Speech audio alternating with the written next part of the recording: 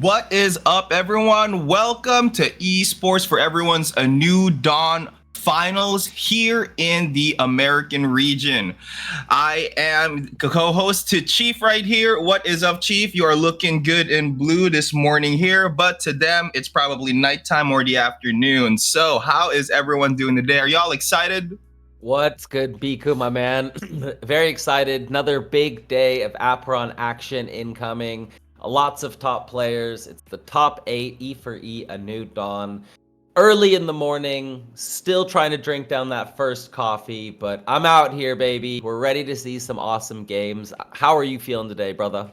I am feeling great. I woke up, I took a nap, and then I woke up again. Then two spoons of instant coffee down my throat, and yeah, I'm energized and I am ready for what's gonna happen. So, the games today is gonna be crazy. Let's show the bracket and what we have. So, by the way, round one is not gonna be shown. We're gonna be starting it off at round two, where they're already divided in the winners bracket and the losers bracket. And out of nowhere, something that we don't expect to happen. So, round one, Rallo versus Karim. Karim beats out Rallo down to the losers bracket, Potestatin versus Tate, and Tate gets sent to the losers bracket, which he loses to Rallo. So Rallo moves to round two of losers bracket. And now on the other side of that, Sharpie versus Logic. Logic gets sent to the losers bracket against Tino, which he lost against Philly. And Logic gets eliminated on the losers round, on the first losers round. So Logic is already out of the way. And right now, so the crowd favorite after multiple tournaments already, Sharpie is looking like he is gonna move on to round two. And can we see a redemption era for Rallo? Because he needs a W out of this, or is this just gonna be another Attack on Titan episode where Sharpie moves up to the top? But of course, we're not gonna phase out Karim, Potestatin, Philly, and Tino, because they by themselves are also really amazing players. This is why they're top 8, and this is why it's a new dawn, because there's always something new. Yeah, man. My morning just keeps on getting better. Both my players already in the losers bracket. Lego. Oh man, I wish, is today real? Could today just be a dream? Can I just go back to sleep? Because it feels like a nightmare at the moment for me. Oh Oh no. man, rough. Well, that is what it is. Esports is, it's a tough world sometimes. So I don't know. Let's hop right into these matches and see what's going on. We've got all the one favorite knocked out, the other favorite in the bottom, and then looking like Sharpie's maybe just gonna walk through this and dominate again. Let's find out. Match one is looking like Karim versus Potestatin, Pody. So let's jump into Karim versus Potts and see what Potts is bringing to the table today. We know Karim has been a top player, always competing for those top 4 spots. All right. Oh, not gonna lie, these photos that you got of them look so epic, very esportsy, and all of them has a photo. None of them are like behind an avatar like myself, but yeah, they all look good. They all, out of all the players though, that like all of the players with their photos, I think because I'm looking at the poster, only Tino looks like a Tino. Like he Yeah, looks like man. in this photo, he Yesterday looks like too. Tino. Yesterday too. Seeing a lot of these players in their pictures, it was very interesting. It's really nice. I'm glad to see that the players are all willing to show face. You know, back when this Web3 esports thing started, a lot of the players were like, nah, man, no pictures, bro, no pictures. And we'd be using like their Axie avatar Yeah. or something. And it's like, come on, bro, that looks whack. Like this circle with an Axie avatar, that's whack. But great job from the E4E team bringing out these graphics, bringing out some player information, just adding to the production. So good job, team. Proud of you guys. The shows have been smooth. You guys have been doing a great job. You know, keep up the good work. And I think it's game time, Biku. You ready? Let's go. All right. Still pounding my coffee. And these are going to be best of 3s. It says best of 5 currently at the bottom of the screen, but they will be best of 3s until the finals. And then if the losers bracket finalist wins against the winners bracket finalist, they will reset and play another best of 5. All right. Yesterday, it ended up being a 3-1 in the finals with Ichnem taking out Claudius, Ancient 8, coming up, doing big tingies. And the prizes today are 600 for first, 400 for second, I believe 300 for third. And after that, it's something like that. I don't remember, but Adeline will let us know. All right. So, there's a ton of prizes to be made here. Okay, we really need a redemption story from Rallo, a redemption story for Ape, because honestly, yeah, it's been very upsetting. And not gonna lie, I think it hurts a lot as well. I mean, to be watching your boys. But yeah, they'll bounce back up. Guild Wars is there. I mean, once you're down, their only way is right back up to the top. And of course, you could like see this as a prerequisite, but honestly, I have been getting DMs about this tournament, E4E and New Dawn. The production is looking actually a lot better than some of the productions that Aperon has been putting out. I think it also has to do with the fact that the background isn't moving. I'm not sure. Maybe the stream is a lot better that way. But yeah, there's $2,000 in the prize pool. First place gets $650 dues. Second gets 400, and third gets 300, and then it just gets lower each time. Fourth, 200, 5 to 6, $125 each, and 7 to 8 is $100 dues each. Made possible to you by Aperon, the best Web3 PvP game, of course, and also Loot Rush. If you guys need some NFTs, anything that you need to make yourself competitive in your game, check them out. If your game has a way to rent out NFTs, and you're not even playing, you're busy with work, you're busy with your kids, your wife, you could set them up on Loot Rush, have them rent it out. You can make some money along the way. Or if you're very competitive but don't want to break your bank, go to lootrush.com. Go to lootrush.com and just rent out your entire team. And boom, you are already a powerhouse in whatever game you want. It doesn't just include Aperon, it also includes Axie and a whole lot more. There it is, Loot Rush. Thank you very much, Biku, for the shout out. And yeah, E4E has been putting a lot of time and effort into the streams, into the production. It is a process. We were lucky enough to be working with our buddy Bookmark from MMG, who was, I don't know if you've heard of the Race to World First from World of Warcraft, where it originated. But he was the guy that started that, and online production is his wheelhouse, and he's been showing us the way. So I love it too. Watching when I don't stream, it's clean, it's on point, and it excites me to be able to watch these players and the casters, crispy clean. And here we go. We're jumping into our first semifinals match. We got Taston Potts versus K-Rim. And, you know, we see a lot of AC5 in this region. So let's see how these players are planning to do this. You know what's really funny, because during the leaderboard, it was NA and South America that has like a dominant representation of Fire C5s, but for some reason it shifted into the tournament scene that Southeast Asia has more Fire C5 players than they do in South America, and then the meta of Air C5 of Gustwind just returned there. So it's kind of weird. It's kind of kooky that the competitive scene is different, but then it just flips itself, you know? Yeah, no. I mean, it also depends on what people are doing, right? Your opponents. Yeah, that's true. But then you'd know, like, some people, like, let's say Kose, like you wouldn't expect him to be playing Fire C5, yet he plays Fire C5. And when he started going up the leaderboard, he was playing AC5, the AC5, AC2, AC1 combo.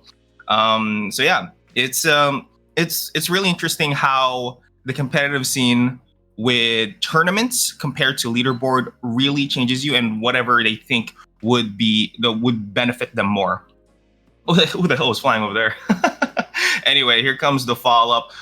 Being hovered on top of 3, but only finds 1. Actually, no, it just gets stunned up because of that Zip Zap Orb. The Magic Bomb is going to be used to disperse them a bit. Protestan's apostles are taken extremely low.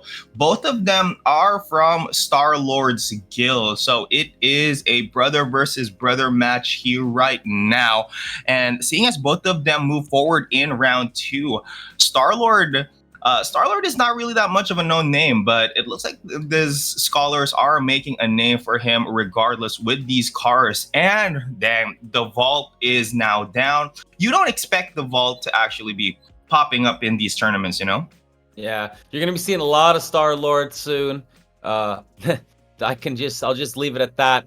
But here we go, and the vault is a different kind of flow, a different kind of animal. Oh it does God. have its play, and right now K-Room is pretty low, down below half health, and Potts is chilling while, chasing K-Room around the map and being safe behind his tower. Dang, the one auto attack crit coming from the rogue. So the rogue is dealing some last dude standing levels of damage, and the zip zap stun cancels the final vault from Potestat. And Karam fighting for his life here right now. It's a 3v1 situation where the autos from the rogues could mean his death. It is spelling it out right here, and oh my god, and he just gets poked in the backside, and Potestat takes the first game. Yeah, that was very, very clean by Potts. I have to go downstairs really quick. I'll be right back. All right. Okay. So this stream is now mine, you guys. Let's freaking go. Woot's in the chat. So we are now 1 point in for Potestat. This is the best of 3. So the formation is going to be up. So interestingly enough, Potestat opts to play the double priest, double rogue. Usually you would see a warrior up in the mix, but the fact that the Resonance Vault is not cancelable by a castle guard, I guess that's the only way. This is actually a safe play here. Not relying much on the warriors to be dealing the damage. I guess the whole point of this is to just bring down the Resonance Vault, take out the apostles, and then just chill into late game, because we saw the Earth C5 meta. And when the Earth C5 meta, we were just waiting for the final circle. But the final circle got nerfed a bit, where it got a little bigger, and well, it got buffed technically. And then the Earth C5 cannot fit in the middle, and it's just going to eat them right back up. So K-Rim needs to work on killing off the apostles first, specifically the priests. But if you can do it at the same time where you kill off double priests, and oh my goodness, it's just very difficult to kill them off. And okay, so the Welcome to the Slam is going to deal a ton of damage, 1200 damage, and doesn't even kill off that one last priest. He's having such a hard time killing that off. The leaping bonk is going to deal 400, and the priest is just healing right back up. All of that work, all for nothing, but it looks like he's going to take it down. But the apostle advantage is still clearly on the side of Potestat, and the clear advantages is really showing up here. So AC5 going to be casted on the final priest, going to execute that right there. One apostle left on the side of K-Rim, going to leap him right out of the wings of those rogues. And oh my goodness, the smokescreen value is just amazing. So we're back here again.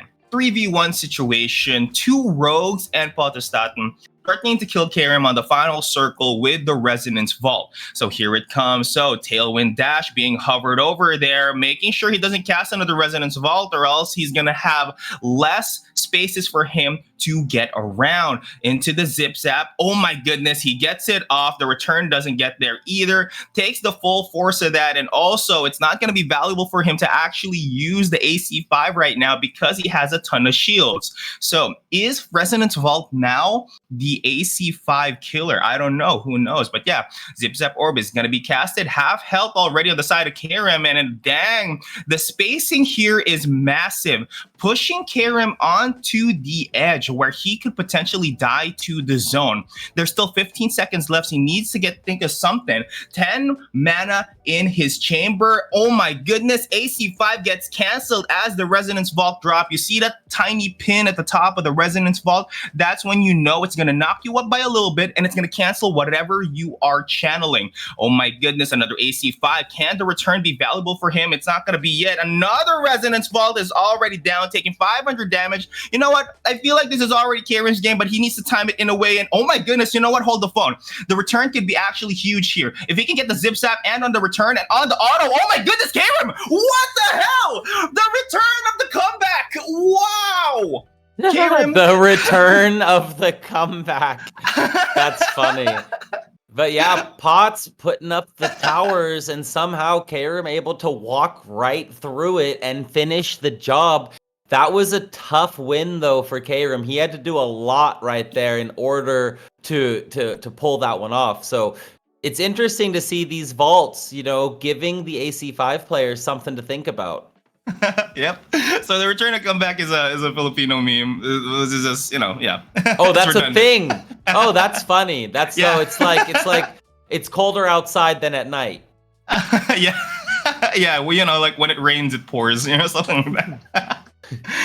Well, that one's too normal. That one's boring. When it rains it pours. That's like some standard normie shit, you know what I'm saying? I like it. Yeah. All right, here we go. So both players do not want to fall in this first set. Karim and Potts, both representing Star Lords. And, we got Karim over here just focusing on the priests, which is exactly what he needs to do. And, as an AC5 player, the priests are a huge problem, a huge issue. And now he's going to try to slam into the vault protecting and just kind of being a deterrent against Karim.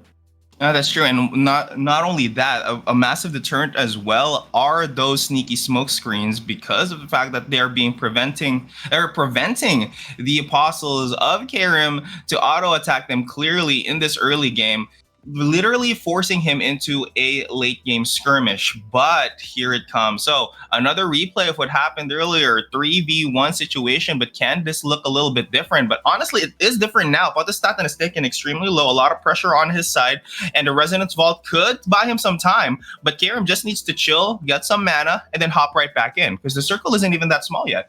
Oh, the circle is still huge, and Potts is low. Really taking a lot of damage here. Karim seems to have figured this out. I mean, there's a reason you see AC5 everywhere and not Vault. That's true. Right? Yeah. Well, with the Vault, it shows a lot more. It has a lot more representation in the leaderboard because of the fact that it's just, you can adjust to pretty much any situation and whatever comp. The late game circle is your silver lining. So as long as you can get to the late game circle, which is what's happening right now, you're perfectly fine. The Resonance Vault is going to help to cancel some of the AC5s, but towards Karim, if he can catch you off guard, just like what's happening right now, and oh my god, he just gets canceled. Yeah, that was tough. Shield's coming up for Potts, but not that much shield. But there we go. Potts is actually able to dance around his vault long enough and just stay alive, and Karim falls. So Potts taking the first set against Karim. Karim knocking down Rollo. Damn, son. It's just craziness over here in South America. That's true. And Karim also playing the same build as Rollo, ? I'm not sure. Whatever happened in that first round, maybe he busted out the what do you call it? The AC6. The AC6 build that he used the other day against Gap. I remember. I hope not. I'll have to have a word with him if he's playing that more in tournaments. That was a questionable call at best.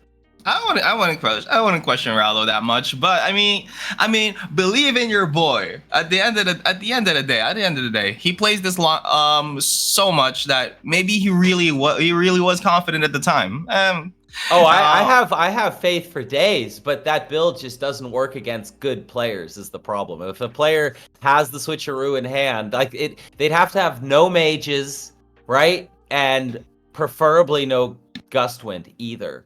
So, and everyone's playing AC1, and everyone's got some mages at least on their lineup. So it basically puts you at a disadvantage going in, So that's always tough.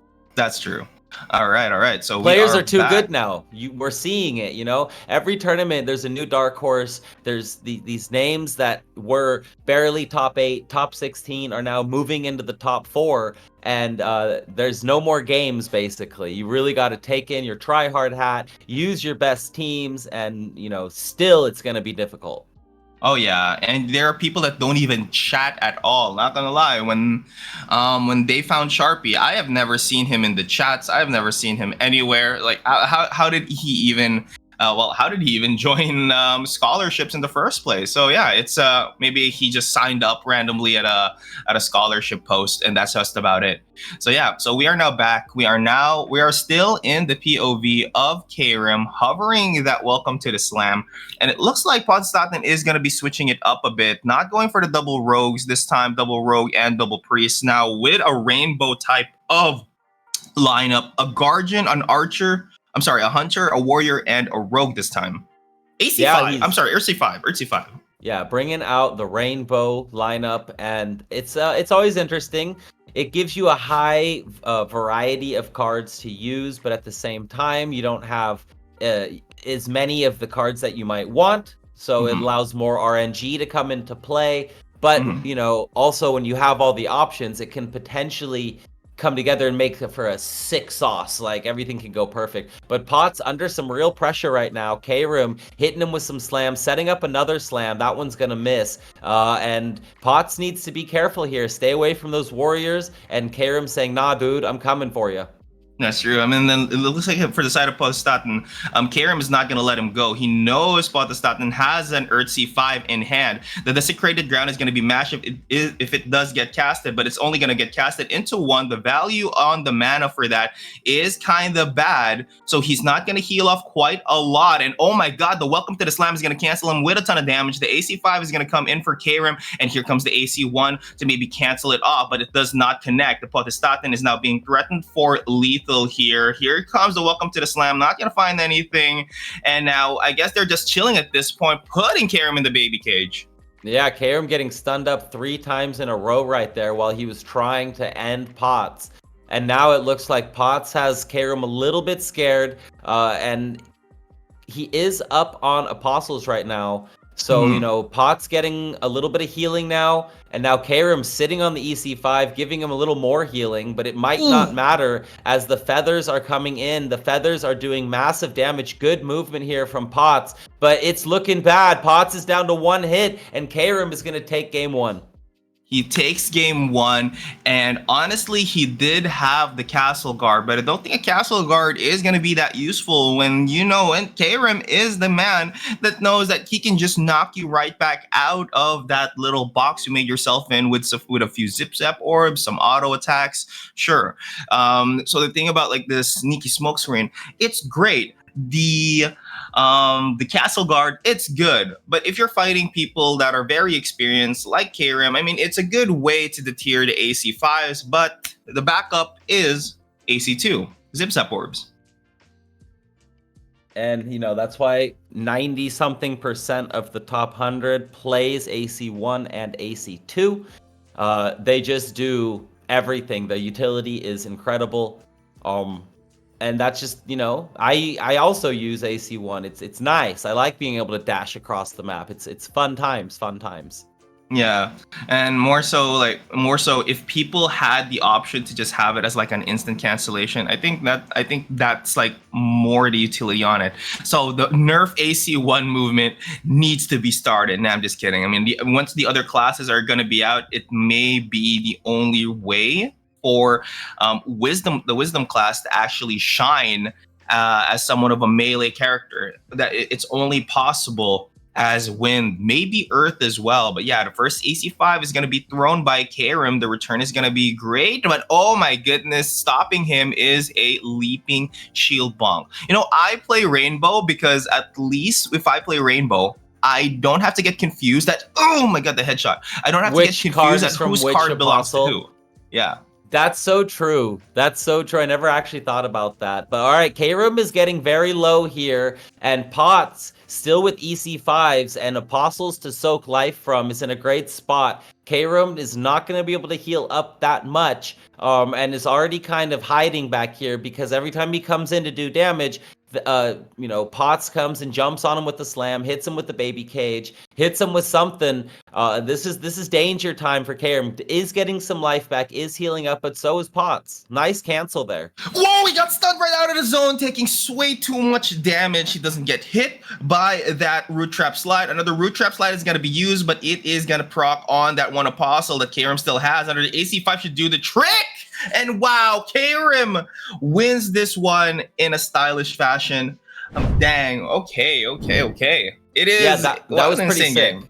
It is a sick game. Honestly, stunning him in the red zone right there was huge, and it took away like half of his life, right? Potts was in such a dominant position, everything seemed fine, and Karam came out of nowhere and just said, nah, dude, watch this.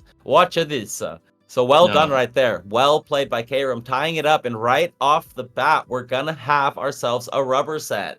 Let's go. And we all love rubber sets. We want a little bit of action here and there. So moving on, it's going to be the last round for Platastatin and Karim. And at the same time, I think the people in the lower bracket are also fighting at the same time as well. I want to see more of the other players. I know we're watching these two at the moment, but yeah, there's so much action going on in E4E's and New Dawn that I just want to get a little bit of everything, you know? Absolutely, that's part of the action and part of the journey. We want to see all the goodies. And Karam and Potts are delivering right now. Both players really showing a lot of skill, a lot of knowledge of the game. And let's jump into the third set, and let's see which one of these players is going to move on to the winners bracket finals, and which one of them is going to drop down to the losers. Let's go. So when it comes to using C5, the only ones that I see that makes it work are the ones with a bit more consistency. And look, okay, I'm seeing the double priest, the double rogue again. I think it's coming out of Platastatin. Tried something different in the second round, but now goes back to what was working in the first place. So what I was talking about is, so when you're playing Desecrated Ground, what I've seen that works best right now is double warriors with Welcome to the Slam, along with the last dude standing, because you're going to rely on them to deal some damage while you're kind of just a potato, just putting out brown circles on the ground that will deal damage and heal you back up and just wipe out your entire opponent's team. I like potatoes, and I've been planting and gardening, and sometimes you get little brown spots on the ground. That's just how it is, bro. Why you gotta hate on that? Wait, I'm just kidding. So here we go. The vaults are back.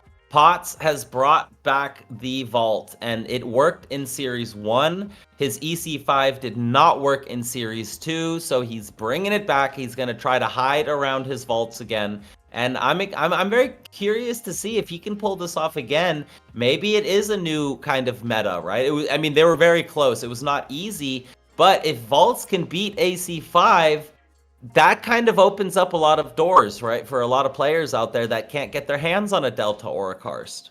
Oh, that's true, and not to mention, I guess the dominance of the AC5 meta is shown a lot right now in the Wisdom game, but we are seeing more than just AC5s. We're seeing Fire C5s as well. What if we put a Fire C5 team right now in this very tournament? Will it work? Will it won't? I'm not sure. But for some reason, when people in a region chooses one over the other, they kind of go with the first option. So it's crazy to see that Resonance Vault even made its way in here, and along with Desecrated Ground. Well, in the C tournament last night, nobody used AC5. It was all FC5, and it was wow, I can't even remember, and I just casted it literally like 8 hours ago. But AC5 was not a thing. There was WC6, Fire Towers, and some EC5 actually. That was also interesting. EC5 was doing pretty well. But okay, so Karum Potts going at it. The late game is coming. Potts is still up 2 Apostles and just hiding in his vault while Karam has to run laps around the outside. That's really the only option he has. As the circle gets smaller, there's 30 more seconds and then the circle's going to get smaller. And, Potts is going to try to just completely lock Karam out of there. And in the meantime, Karam's trying to jump over the vaults and get in some damage with his feathers. Dang, that was his chance. He actually hesitated a bit there. He should have casted his AC5 right as Potestaten was casting the Earth C6 once again. So he's waiting for that stun. Okay, he has it down. Look at it. He's playing a rhythm game right now. He's waiting for the knockup to happen first before he has to cast anything. The shield coming in for Potestaten cancels the AC5, and boom, takes the first point of this match. This is fun. Now I feel like it works. Vault is good against AC5. This is incredible. It's such a big circle, and you have the tower in the middle, which doesn't allow the AC5 player to really dive in and get the clean knockups. It always runs into the tower. It's got to shoot its AC5 through the tower, and then it gets stunned sometimes and cancels your stuff. Like this is fun. Fun job. Well done. Potts is one of those players. He's very technical in his theory crafting, and he figures out ways to outplay different builds. We saw it last week, and we're seeing it again today. Oh yeah, definitely, for sure. And I don't think it only affects AC5 players. I think just anything that plays maybe Tailwind as well, because of the fact that there is a stun or a knock-up that cancels whatever abilities you have anytime. Any ability that has long casting times would automatically lose. So if you were playing, let's say maybe a water C4 or a fire C5, you are still under threat when that resonance vault is on the field, and when the final circle is there, when you're forced to actually watch the top of that the animation so you can avoid the knockup. So we are still in a close one though. Karam has been showing resilience, but now his back is against the wall. This round is for it all on Karam's side. If not, he's going to drop down to the loser's bracket. And Potts is in a very good position here. Still has 2 priests on the field. One is not going to drop. The untouchable put up just in time and put up again. And this could be a loss for Karam because there's a lot of apostles on the field. And we know, actually, maybe it's better because there's going to be less vaults. That's true. There's going to be less vaults, but he still needs to take care of that one priest there, because the only problem Potestaten is having, once the late game is out and the circle is there, he runs the risk of being executed by an AC5 combo. So he does still need to take care of this priest, but at the same time, the priest is just being babysitted by a bunch of these rogues, and oh my goodness, they're dealing way too much damage. The Zip Zap Orb could just be it. All right, there it is. That's the nail of the coffin of that priest, and now he can focus on Potestaten. So here it comes, the Zip Zap Orb, but the Resonance Vault is going to be used to deter him. Needs to chill a bit. Sitting at 6 mana, you may be able to expend some mana to deal some damage, but it might not be enough to execute him then and there. That's gonna be the question. And now with the circle getting small and the apostles falling for Potts, it's time for there to be more and more vaults. And Karam is getting low. He's taking a lot of damage from these rogues, and that's gonna be it. Potts is gonna move on to the winners bracket finals. And man, this bracket is shaping up to be real wild. Really, really wild. That's true. So now Potestaten moves up, and Karam faces Rallo in the second round of the losers bracket, being sent to the Shadow Realm. The other way, because they already played. Karam and Rallo played earlier. I feel like Karam should be on the other side of the bracket. Is that how it works? Usually you don't match up with the same person again until obviously everyone else is eliminated. All right. But I could be wrong. I'm not sure how the bracket worked that out. We will see. But congratulations to Potts. Well done. First winners bracket finals as far as I can remember. And Karam dropping under the losers bracket, a super strong player. He's not giving up. He's going to be showing what he's all about. Thank you, Philly, for the follow. Gonita as well. Thank you all for being here today. Thanks for hanging out. We appreciate you. It has been a marathon of Aperon all week long, and today is the pinnacle. It is the final day of this marathon, and then Chief gets to rest. So that's exciting. Very, very exciting. Is And this the last one? Is this the last tournament? well, for now, in 2 weeks we start up again. All right. So this doesn't even sleep. So you're gonna take a break. You're gonna take a chill pill. You gave one of the biggest tournaments in Aperon history, and this is not even the last one. All right. Oh so no, yeah. just the beginning, just the start, but the end Yes. of a phase, the end of a stretch. Oh yes. We're still in the beginning for sure. So now we're gonna go into our second match. I forgot who it was completely. Winners bracket, boopity bop. There was Philly. Oh, Philly and Sharpie. It's gonna be Philly and Sharpie. So Philly has shown a lot of really good moments, and Sharpie right now is the South American champ after dethroning Rollo this week. And Sharpie has looked unstoppable. So let's see what Philly can do against Sharpie. Maybe he'll be the first one to erase the Sharpie. Yep, definitely. I mean, look at that, dude. Sharpie versus Philly.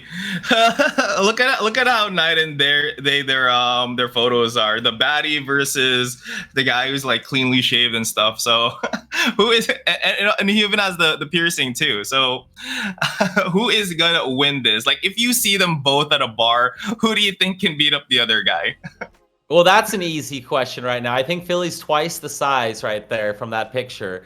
He would be towering over Sharpie. But we're not in a bar, ladies and gentlemen. We are in Aperon. And in Aperon, this young Sharpie, even if he didn't have the sharpest haircut in that picture, he is an absolute savage. He's holding the orb of power, even in his picture. That's how much this guy loves Aperon. He runs around with an orb. Think about it. He auto-attacks people at the grocery store. That's what Sharpie does. He's insane. All right. So, I mean, the orb does have the best auto attack damage right now in the game. Hard to hit, but easy to deal damage with. I mean, who was that guy that was dealing 1500 damage per auto on the crit? If it's not 1500, it's 800. I think that's insane that we can actually get that far. I think it was Sensi that showed me that theory one time, and when he showed it to me, I'm like, that's disgusting because it's literally a last dude standing auto, and it can move around. Yeah, very strong, very strong. So let's hop into this match: Philly versus Sharpie. Big game, upper round 2. Winner is going to move on to the winners bracket finals. It's game time, baby, here at E4E's A New Dawn. Yep. Can Sharpie maintain the throne, or will he be dethroned? Will it fall? Will it not last forever? I mean, if Rallos can't last forever, will it last for Sharpie himself? So here's the thing about being at the top. You've got everybody that's always trying to bring you down. Kind of like how Faker had the how Faker in League of Legends had the throne for 2 years in a row. He won Worlds twice, but then it took him like what, 8 years before he got it back again. So yeah, it's a king of the hill type of deal when it comes to these tournaments.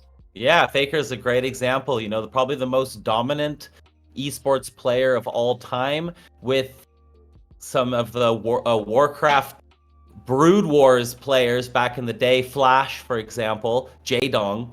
But, those are some of the greatest esports names of all time that have held their dominance for a very long time.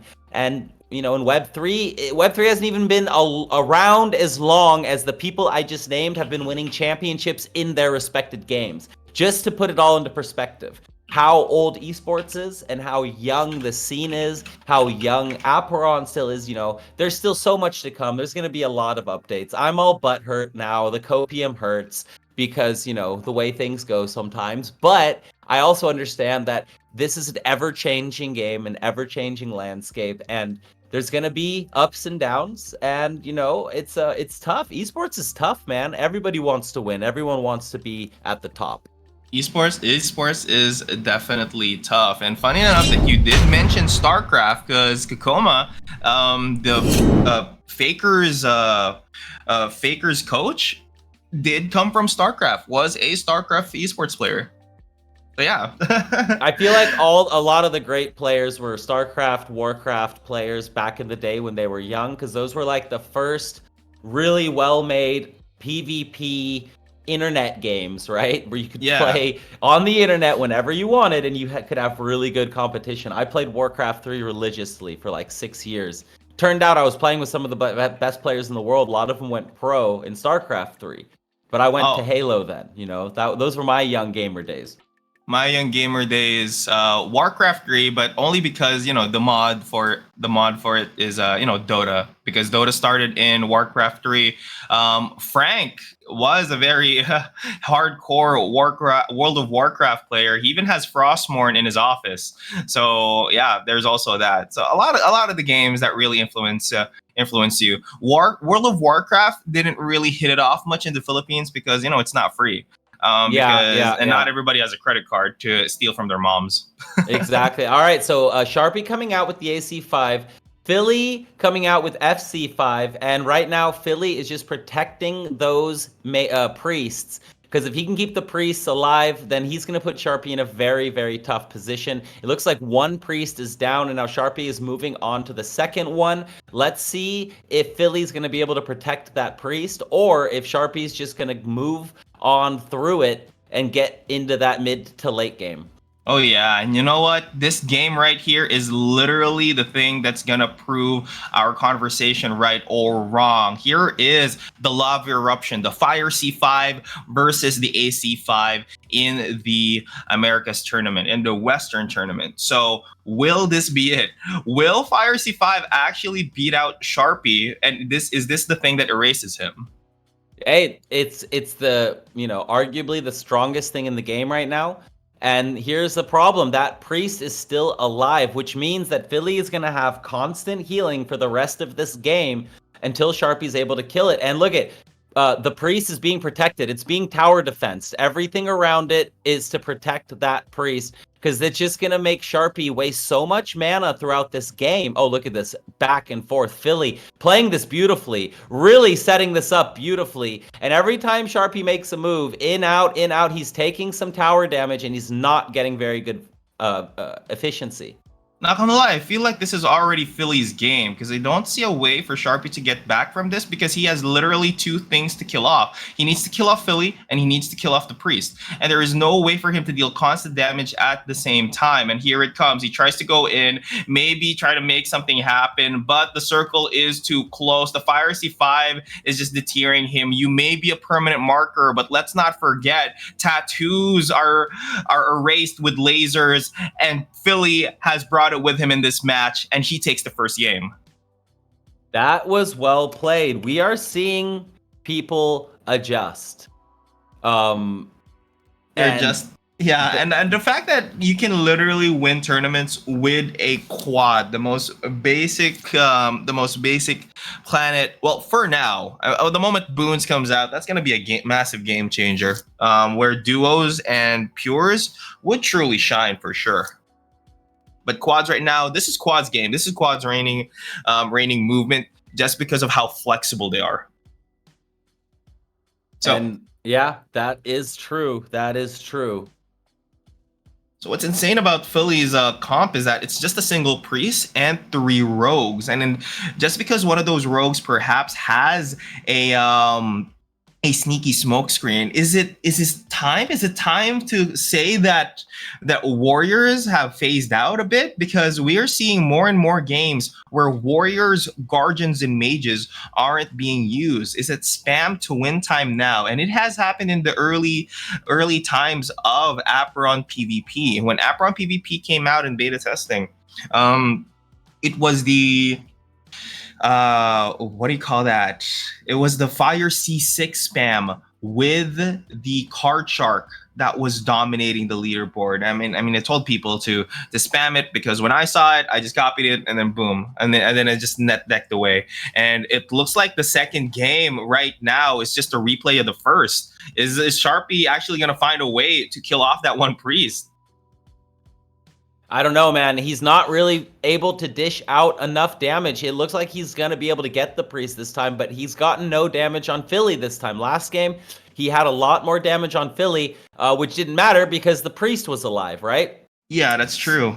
So it's like, it feels like a lose-lose, and it feels like possibly, I mean, my mood is actually going up watching AC5 lose to multiple things. I'm not going to lie.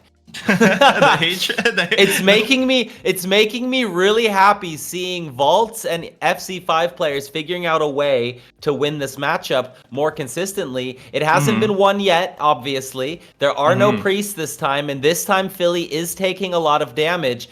But he does have some support, and the same concept can still work, protecting his avatars with the towers and not allowing Sharpie to really do anything, right? That's the goal. That's true, but it looks like Philly is having a hard time right now closing this game off. But it's the same in both for Sharpie. He did take some time to kill off that one priest, and he's under the tower right now. Can he actually execute him right before he dodges right back? And Sharpie, oh my goodness, it could not win against the barrage of Fire C5s. That is crazy. Okay, cool. Very close play. But again, okay, so now we know how do you beat AC5 with FC5? You get into the late game with the Apostle advantage, obviously, and then you use the towers to protect the Apostles. That's it. You just kind of follow your Apostles with the towers, and you always have your safe zone where, you saw Sharpie trying to jump in, get an attack, and jump out. But every time he does that, he takes fire damage from the towers. He takes some damage from the Apostles. And as long as Philly stays patient, well done. So Philly taking set 1 against Sharpie, congratulations. That is exactly what Philly needed. You do not want to lose that first set against Sharpie. Oh yeah, for sure. But yeah, Sharpie losing the first set. Is this the moment to get dethroned? It's really interesting how things can change in a short amount of time, in just a few weeks, in just a few tournaments. Hey, every couple days it feels like. We just had 3 tournaments: Wednesday, Thursday, Friday. Now it is Saturday, Sunday, and since Friday, it's all new champions. It's new people moving to the top. It's wild. Like, if Sharpie loses this, then we'll have another champion dethroned early in a tournament. Oh yeah, that's for sure. All right. Let's hop on to the next one. Can Philly dethrone Sharpie, send him to the Shadow Realm for the first time in his series, or will we see a reverse sweep out of Sharpie? Will we see him delete them like he was holding the Death Note, with a Sharpie? Yeah, I mean, does the meme continue? Or is this going to be the start of a new meme? Putting a Sharpie in a Philly cheesesteak, for example, and that's Philly eating Sharpie. Ooh, that's not bad, actually. Where's Frank? We need Frank. He's got the meme gift skills. Skills. Funny. Oh man. Well, is Frank even awake? Let me double check. Probably not. Probably not. I mean, he did like a few posts. I have the bell notification on him, so if he does something, I see it. It is Sunday, and some people like to sleep on their Sundays. Just saying. Hey, you scheduled this. I sure did. Because I knew I wanted to and there was no other way, right? With the regions, there was no other way. If you wanted to do the regions, and I wanted it to happen, so it's all good. The marathon is almost over. The hardest part for me is almost over, and I am still enjoying this. I'm loving seeing the meta shift and change. And the question remains, is Sharpie going to be able to take out these priests? Or is Philly going to be able to protect them? And right now, they're both trying that untouchable coming up. Philly taking a good amount of damage here, looking like there's some pricklies brought into play. Well, he did bring in the magic bomb, so the magic bomb definitely helps them get pumped out right out of these almost invincible shields, and boom, the first priest is down extremely earlier than No, before. no, it So, didn't die. It didn't oh, die. did it It's die? still Oh my there. goodness, dude! Now it's dead. The lights, man, it's screwing around with my eyes, man. I thought it was dead. You thought it was dead. Well, I thought it was dead Well, personally. it was Yeah. in the shield, right? It went into the shield perfectly, which basically countered an AC5 coming out from Sharpie. But now Philly is out of priests. He only has a 2-to-1 apostle advantage, and right now Sharpie's warrior is hanging on, doing really well against these two rogues. So this is a much better position for Sharpie than the last set. Oh, for sure. Okay, so here is now another AC5. Can he make something happen with this? It is a double rogue on his side right now. So we're kind of seeing deja vu here with Karam and Potestaten with the double rogue 3v1. So here comes another AC5 and a second one as well. The return is going to be massive if he can pull this off, but no, he's just going to be using it to take out some HP from the rogues instead. Continues to be in hot pursuit of Philly, making sure to cancel the AC5s as much as possible. If the AC5s doesn't shine, neither will Philly. Here comes an AC5. A clean hit to his face would execute this. And oh my god, the Fire C5 does not get canceled by the AC1. And that's it. Philly just, playing patient, getting into that late game, setting up his towers properly, and Philly's putting on a clinic right now. These players really got sick of AC5 this week. I can tell. They figured it out. They're like, all right, guys, we got to figure this out. This is not working. This is not okay. And here we are with FC5 dominating the arena, looking for a sweep against the tournament favorite coming in, Sharpie, the champion of the Zenith Invitational. Oh, yeah. So, the Welcome to the Slam is just going to be used to take out the priests. Full focus, get the priests, and then get everything else right after. Now, AC5 has been nerfed multiple times, and I think it's showing a lot that it has been in this current game. Not even a double prickly personality could help you here, but it looks like he brought it on the table right now. So compared to the last game, double guardians with fully charged prickly personalities. It's perfect. This could be the game. This was used when Fire C5 was buffed, when people were complaining about it in the feedback channel. Just use prickly personality. Yes, we've seen people die from this, but you need to be at a certain IV to even make it work. Here it comes. Fire C5 is going to be casted on top of the Guardians. He's going to be using the prickly personality to maybe deal some damage right there. But if Philly still has a priest alive, which he doesn't now, just as I was saying, Philly is now at the back foot here. Yeah, and this is perfectly played by Sharpie, bringing out those pricklies, getting the kills on the priests fairly early.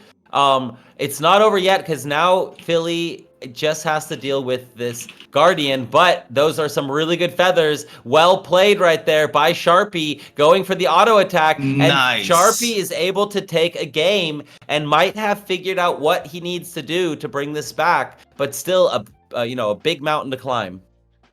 All right. Well, now that he's figured it out, what is Philly's response? Because Philly, I know he's also, he also learns to adapt.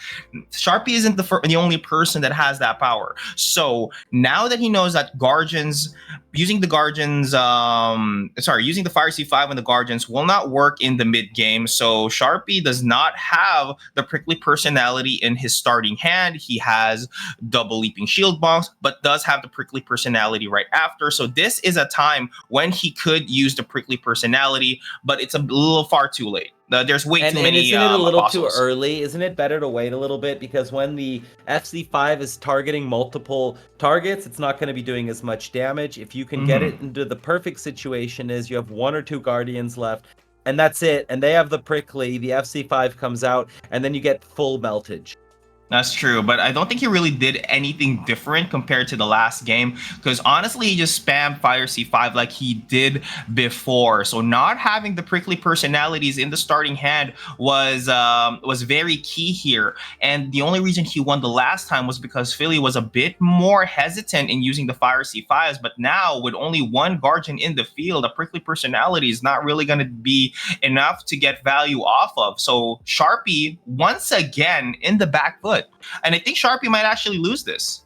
Yeah, no, this one's looking really good for Philly. He made some key adjustments. He still has Priest on the floor, and Sharpie is down to nothing, basically. Yeah, down to nothing. This is looking very, very strong for Philly. Philly showing up to play today. Very impressed. Yet again, yesterday it was Ichnam. Maybe today it's going to be Philly. Who knows, man? This is insane. This is what you want to see. Keeping the scene competitive, keeping it going. Well done, well done. And now Sharpie has his back against the wall, trying to get some healing off of this rogue. He's going to get a little bit, and nice timing against the Oh my god. FC5, but it doesn't seem to be enough because he's not doing any damage. He tried to cancel the FC5, but the autos from the Rogues is still massive as well. And the biggest problem Sharpie has is that his deck is full of AC1s. What the hell am I going to do with this? This doesn't deal any damage. Okay, here it comes. He now has two AC5s in his hand. He's waiting for to cancel the Fire C5, but he doesn't get to cancel it. And now he's just going to get burned between two poles. And Sharpie is now sent to the Shadow Realm to fight Tino Oralo. I'm not sure. Or, yeah. Yeah, not sure exactly, but wow, Philly coming out, playing that perfectly. And I was talking to Zero about it yesterday. Excuse me. I was talking to Zero about it yesterday. When you play FC5, you get a couple chances to strike. That's it. You just get a couple chances. And he took his shot, and right there, he got caught up in two sets of towers. The tower defense was too strong. Well done by Philly. Good job by Sharpie, but he will be falling to the loser's bracket, Shadow Realm, as Biku calls it. And he'll have to fight his way through some top names, but no one he hasn't had to play and beaten before. All right, all right. Oh, a lot of Spanish in the chat right now. ¿Cómo estás? Mi aperon hermanos hermanas. Hell yeah, bro. Hell yeah. So before we go into our losers bracket matches, we're going to take a little break. And when we are back, it's going to be more hype E4E, a new Dawn action. So stay tuned and we'll see you soon. All right.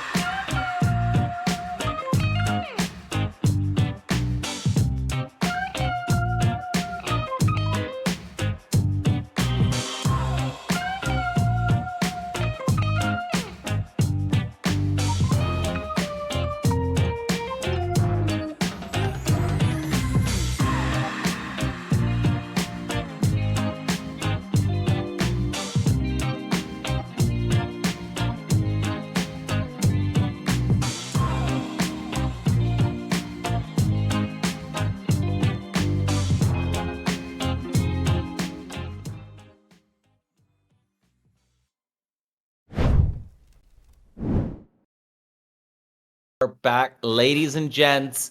The winners bracket finals have been, figured out. They're there. We got Potts, we got Philly, not what we were expecting, and now we're going down to the losers bracket where we're gonna watch Rollo versus Sharpie. This was predicted to be the championship match, and we're seeing it in the losers bracket. That is insane. It was either gonna be Rollo or maybe Logic or somebody against Sharpie. But yeah, this is crazy. The third place in the leaderboard is now fighting off really early on and in the losers bracket. So whoever loses this sadly is gonna get eliminated. A massive nail biter. So will Sharpie bring in the dethroning shoes once again, or is Rollo the one wearing the pants this time? I am both excited and also at the same time I'm like, oh no. Yeah, I mean, this is huge. There's a lot of, bragging rights and kind of that inner feel that players have, right? Rollo, this is going to be an important match to him. I think he's going to come out and he's going to want to erase the Sharpie, remove him from this tournament so he can move on through the losers bracket and win this tournament. Rollo's got to be, Dragon Ball Z, Goku, Hyperbolic Time Chamber, super focused right now. This is his chance to really, get his revenge and, he can still be the E4E and New Dawn champion here in the Americas region. Absolutely. So, champs for champs. And yeah, nonetheless, whoever wins this brought their A game. And Sharpie is looking good after winning multiple tournaments right now. So a return of the comeback for Rollo would be an eye opener. So yeah. Will he be able to boot the Sharpie out? Will he be the nail in the coffin, which is erasing the Sharpie? Or will Sharpie move back up for a rematch against Philly? Hey, that is or the question. Or Potts, right? Or so Potts. We got a lot of P's still up there in the winners bracket, but now it's time for the R's and the S's. So let's jump into this match. Let's see who's going to win game one of set one between Rollo and Sharpie, two of the strongest players in the world, dueling it out here at the E4E A New Dawn. It's game time, baby. Let go. Let go.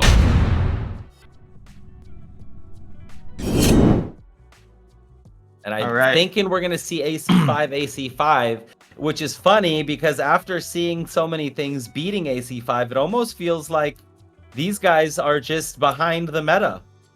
I mean, Rollo is bringing out the classic Delta. Could be an AC5, AC6. I've seen him build both in the same one. And Sharpie still using old reliable that he has been using throughout different tournaments. You'd think that this would lose against the Karst, but it does not. It still delivers regardless. So now, looking into this, will Rollo bring in something different? It's still the same comp. It's actually technically a mirror match, double warrior, double mages. So yeah, and with the magic bomb too in the opening hand. Crazy how similar they even have in the opening hand they got there. Yeah, it's like a true mirror so far, and both players, going for the enemy apostles, doing as much damage as possible. And I think this stack over here that from Rollo's Apostles is giving Sharp the ability to get a lot of early damage in.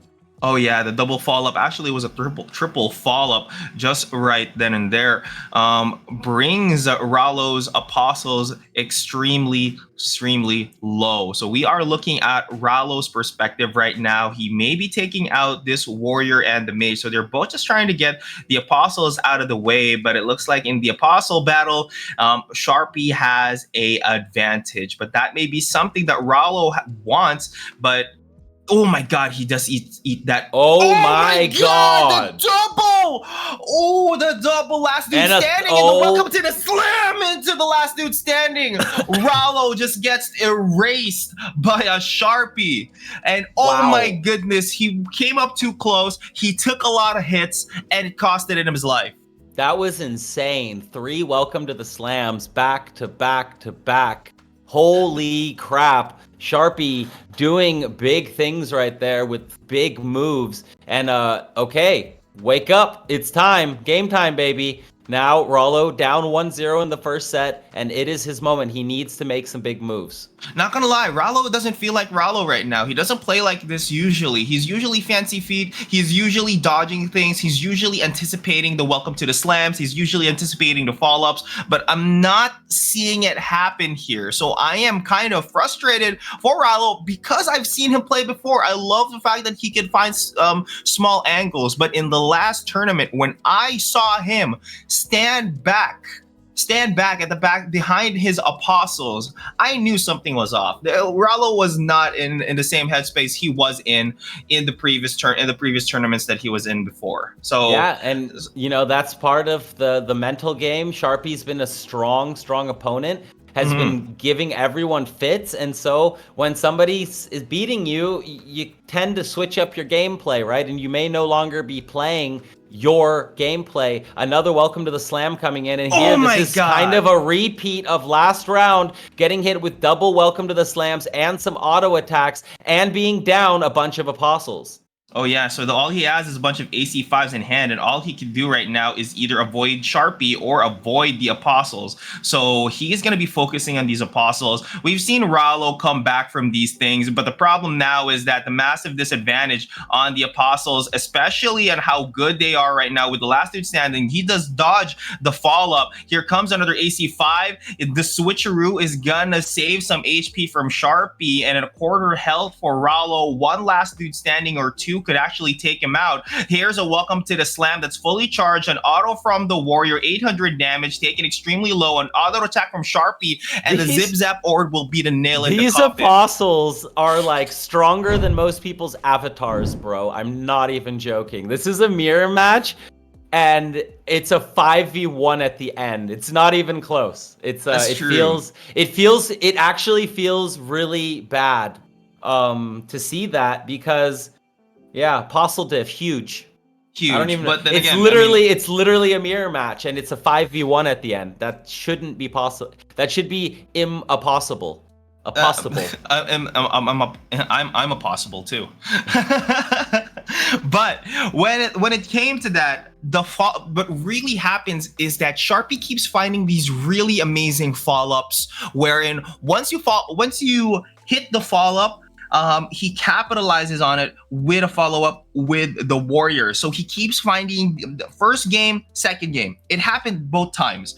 A follow-up finds Rollo. He gets hit by multiple warrior auto attacks with the last dude standing, and then into a welcome to the slam. So it's been happening over and over and over again. Okay, so why are we seeing a picture of Sharpie? I want to see the next game. What's going on?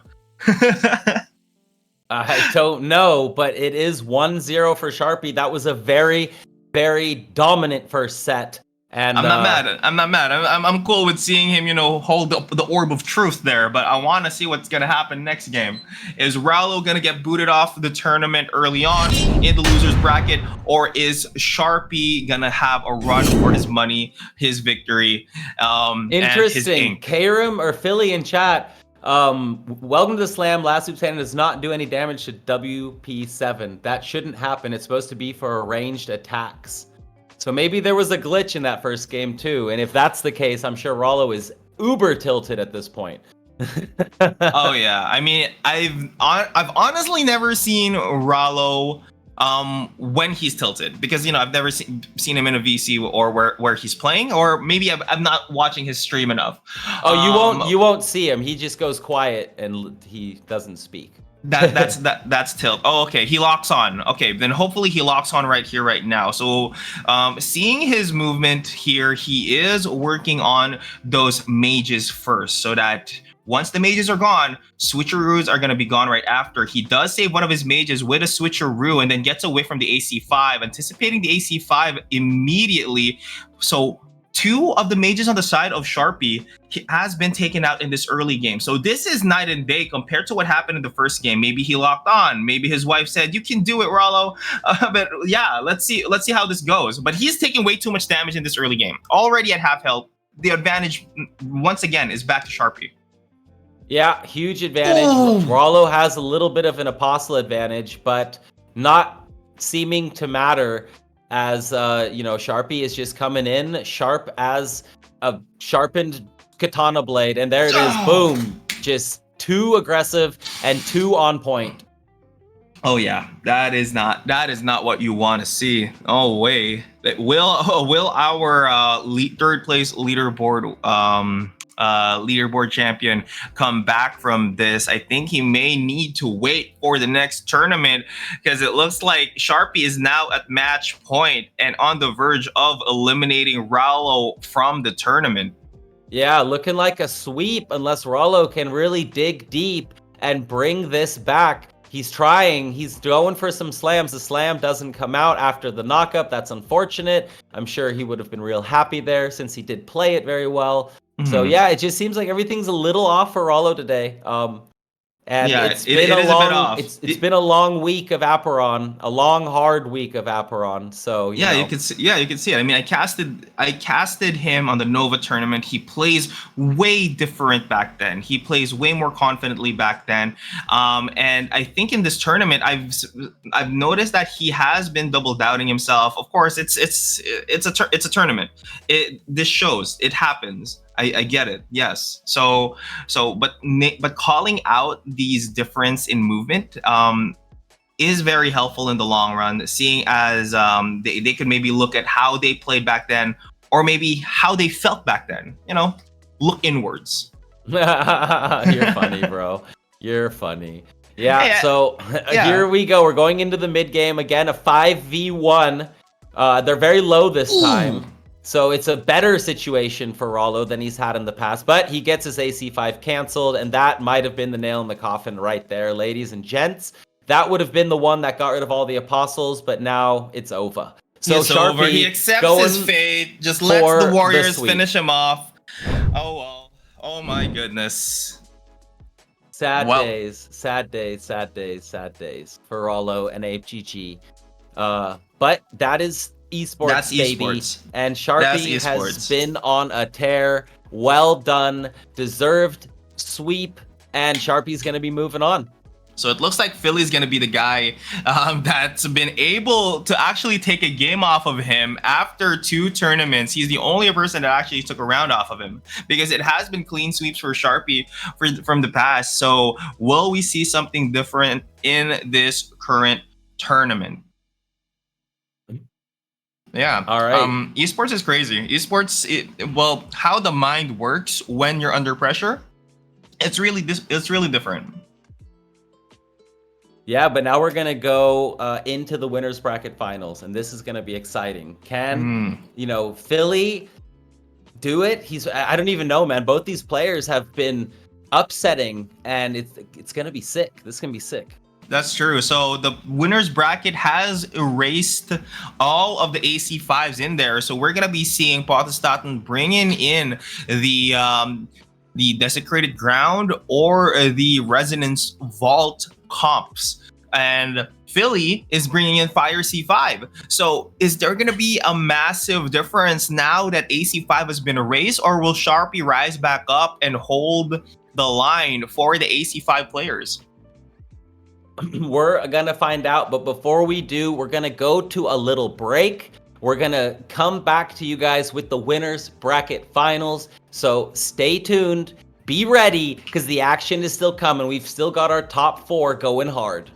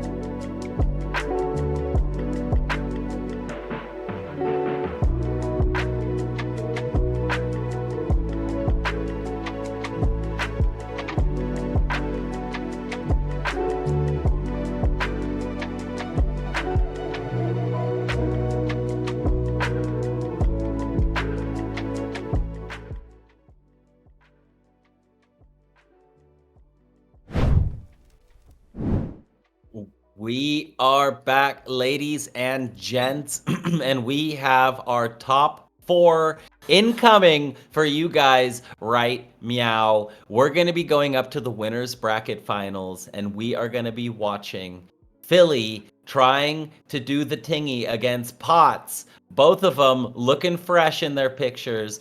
Rank 9, rank 10, top 2 and 3. Win rate for Philly wasn't so great actually in the top 16, but here he is in the winners bracket finals. It's Tuku versus the Wolf. All right, all right. Well, Potts is in a really nice black suit. He's probably going to a funeral, but will it be for his enemies or for himself? I mean, he is the guy that plays the resonance vault, bringing down massive pillars of rock. So that could just be the gravestone, looking really sharp there. But yeah, right, meow, dude. You've been playing way too much Do It Monsters, my guy. I don't even know what that is, to be honest. Is that new rhythm game from Axie? It goes meow meow meow meow. Oh boy, that's a thing? Oh boy, Choi. Oh yeah. Oh boy. Oh yeah, dude. I guess had you just went. I You went no into idea. Apron and didn't look back, I guess. Yeah, well, kind of. I mean, Axie, I spent a lot of time, a lot of years in Axie competing. I can't stand Origins. I don't like it at all. I never liked it. I tried to do tournaments for it. We did live events, and I just couldn't get behind it, like, personally. And if there's no passion, it's hard to, work hard. And so with Aperon, this is fun. Like, V2 was fun for me. I really enjoyed V2. I would have pushed a lot harder if V2 would have continued. And now it's Aperon. Aperon is the place where the esports are happening. We're seeing the meta change in front of our eyes at the highest level. We're seeing different things than we expected, and that is exactly what you want to see in a new growing scene like this. So we're going to be going into our winners bracket finals, clickety clickety clack, and it is going to be Philly with his big old book against Potts, who is ready for pretty much everything nowadays. This guy comes out with some really sick game plans. All right. So now we are here to see who moves on to the grand finals. Will it be Potts with the gravestones, or will it be Philly with the fire poles, with the lasers? What are you thinking? Who do you got your money on to win this match? I want to see Fire C5, not gonna lie. I'm sorry, man. We've seen way too much of Earth. Fire C5 being on top of this, kind of somewhat deserving, but at the same time, it's kind of sad to see. But then again, at the end of the day, this is esports. You want to use the best in the business, and here it comes. The Fire C5 is going to be used right on top. They're just both soaking, marinating in their own abilities with their apostles. Literally, they're having a mini rumble in the middle of the match, and right now, I think I just used Postatin, used a bunch of prickly personalities, dealing damage to Philly. So can Philly get back onto this? I see one rogue already down on the side of Philly, and now one more apostle goes down, and it is going to be a priest. Really great early game coming out of Postatin, but it's really the late game where both of their abilities shine, but Fire C5 shines brighter even before the late game circle. Yeah, that could be true. Fire C5 is extremely powerful. We do see these prickly personalities in hand being charged up. Boom, they are full. Boo. Oh, this one's going to hurt. This one is going to hurt. Both pricklies coming out. But getting into the zone, the safe zone, was definitely helpful. And now Philly taking a ton of damage. Going down. Ooh. Philly might have just been schmelted. Like, fully schmelted. It might just be done after that one, because I don't think Philly's going to be able to get this HP back. Oh my goodness, fully schmelted indeed. So if your enemies were metal and then you melt them down into whatever goo, the counter, what are you going to shape cancel. them into? So Philly going in, canceling the prickly personality, and this priest is still alive. So I take back what I said. The priest is still alive. Okay, there's the EC5 just for that priest. But Philly was able to get a lot of that HP back in the meantime.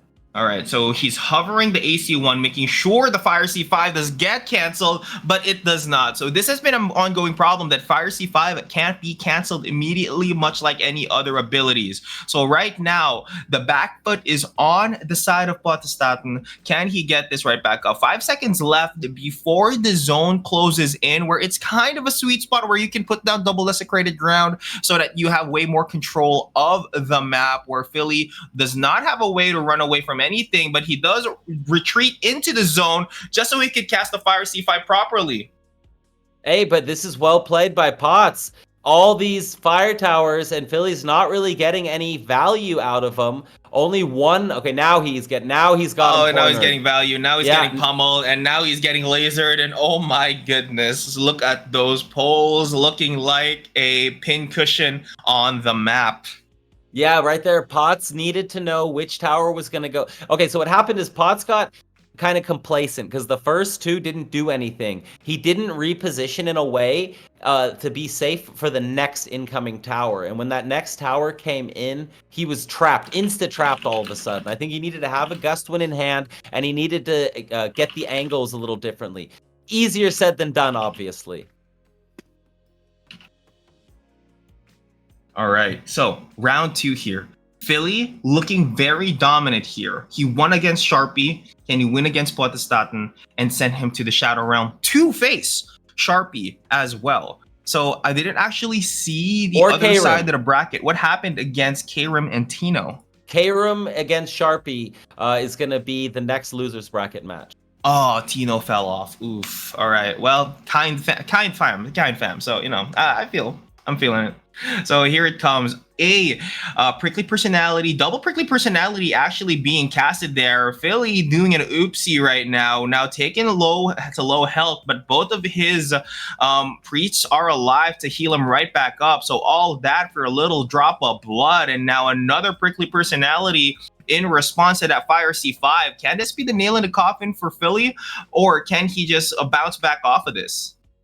That is going to be the question. This is looking like last round. Philly was also down very, very low, but he was able to fight back. And this time it looks like Potts is trying to keep the pressure on a little bit more, get in those auto attacks, and take it to finish the game before the end game, because the end game has been very difficult. But this time he gets off his prickly personality on the only Guardian, getting melted by all the towers, and another tower dropped instantly, so more value for the prickly personality. I think Philly just made a little bit of a misplay. He should have waited there for that Guardian to die, taking all that damage. Now he's absolutely one shot, and Potestaten is coming at him, going for the gold. Gonna need one more good auto attack, one more zip zap should do it. Oh my goodness, and this entire time I was thinking, hey, is that a priest trying to heal him? No, it's just another rogue trying to slice off that guy that's trying to kill me. Wow. Wow, so a win for Potestaten here. That's awesome. Now, the problem here is literally the same problem that he was having in that previous game with Sharpie, but spamming is fine. But the thing about the Guardians on the side of Potestaten is that their first cards is literally prickly personality. That's exactly what you want. That's exactly what you want. That's what you need to cancel off these early game barrages from the prickly personality. But the starting hand is kind of doo-doo on the side of Potestaten, and he does not have the prickly personalities in the open air hand, so may need to wait this off just a bit. Okay, I think I may be wrong with the other Guardian. Only one Guardian has the prickly personality on the starting hand. Yeah, and now the EC5 coming out, getting a lot of damage down, and then the Invincible Shield coming up to kind of cancel the EC5. So both players making some great moves here, and now trying to get the Priest is Potts, and the Priest is healing faster than he's doing damage, so he brings out some support from the Rogue, but the Priest is still alive, and I think he's going to get him now. Prickly personality coming down. Philly will take some damage, but not like last round. Last round was very, very potent. Yeah, last time was very potent. Last time was a lot more difficult to close up, but it looks like this is going to be a lot more easier for Potestaten, and he may even take the first win here. So seeing the dominance for Philly, he did cancel off the Sharpie, but looks like Podestaten is going to be canceling off the Fire C5s here. All right, so here comes another Fire C5 on top of the Prickly Personality, and it's just going to be casted once again. Philly just burning in the same oil that he burns his enemies with, and now, wait, Podestaten takes the first match. Pots coming through. Nobody knows what's going to happen today. This is crazy. Is Philly going to be able to, adjust his gameplay for these Pricklies? I feel like he has to bring in something else for the early game or the mid game because the Pricklies are melting him. Oh yeah, so the Pricklies are melting him, but it's more so the Fire C5s. It really hurts when your Fire just gets killed by you. So he may need to switch things up because there's no reason for you to actually bring in this comp if you don't actually have a way to fight against your only counter. And that's kind of what it's looking like right now, right? It's yeah. It's gonna be interesting. Can Philly switch it up? Because right now, both of these players have been, kind of one-tricking in a sense. And there's nothing wrong with that. It's working. They're in the winners bracket finals, right? So good job to that. But now might be the time where they got to do a little something different because Potts lost game one. It was able to reverse sweep that after Philly showed, in the late game, the towers are going to prevail. But if you can't get to the late game, that's a problem. That's true. That's true. So, so with this, who do you think? What do you think will Philly? Well, I'm opting Philly makes a switch up here for Podestaten. He still has the option to go for a Resonance Vault, but don't change, don't fix what's not broken with his comp. So moving on to the next game, I'm expecting a change for Philly. Not much in Podestaten because getting the win on the first round, at least you know what to counter if the next round is going to be different. Yeah, absolutely. And you can maybe make small changes as Pots, but why? There's really no point. That went really, really well for him. Make Philly beat you first, and then you'll know, what's next if he does pull it off. And if not, you'll just take the 2-0 and wait in the grand finals to see who your opponent is. Yep, that's for sure. So I think it's game time, baby. Let's get into set number 2, Philly versus Pots. And, Philly has been strong today, so has Pots, and these guys are showing that they are champions in their own right at this top 8 E4E A New Dawn. E4E A New Dawn, new faces, and new legacies are being made. Leaderboard, you were invisible, but just because of this tournament, it sheds some light on some shining stars. Now, speaking of shining stars, which one will shine today? Is it the ground potatoes or is it gonna be the Fire C5s? So, okay, who is this? Is this Philly? No, it is still Podestaten, but this time bringing in that Hunter, and no longer another rogue. So the double guardian is still gonna water C5. What? Let's go. That is incredible. We are seeing a complete switch up here in the winners bracket finals. We're seeing some waves. Ride the waves, baby. He must be from Cali. Surfer boy incoming. Riding the waves, but here comes the castle guard to take that away from him. Interesting play, interesting change. I was thinking of switching up the apostles, not the entire comp. So it is now a water C5 comp, a drag to bottom comp coming in from Philly, and it looks like it's a drag to bottom auto attack comp as well. Let's see the damage on those autos. Let's look a bit closer as to what we're working with here. Another water C5 is going to be used. Castle Guard is not in hand to deter this or prevent this from pushing around his apostles. So here it comes. Ooh, that's a big desecrated ground coming in from Philly, finding 4. That's going to heal him right back up there. And now, but not quite much just yet. Yeah, it's still very even. Both avatars at full HP and all the apostles pretty much dead. So now it's going to come. Oh, the wave does get out. Almost gets canceled there by Pots. And I'm very curious to see how these drag to the bottoms play out in the late game. That's true. Okay, so seeing as how, oh my god, here it comes. Seeing as how the drag to bottom kind of changed the tempo of the game a bit. So it's no longer fire C5 spam. It's a 1v1 here right now. So all of the apostles are dead.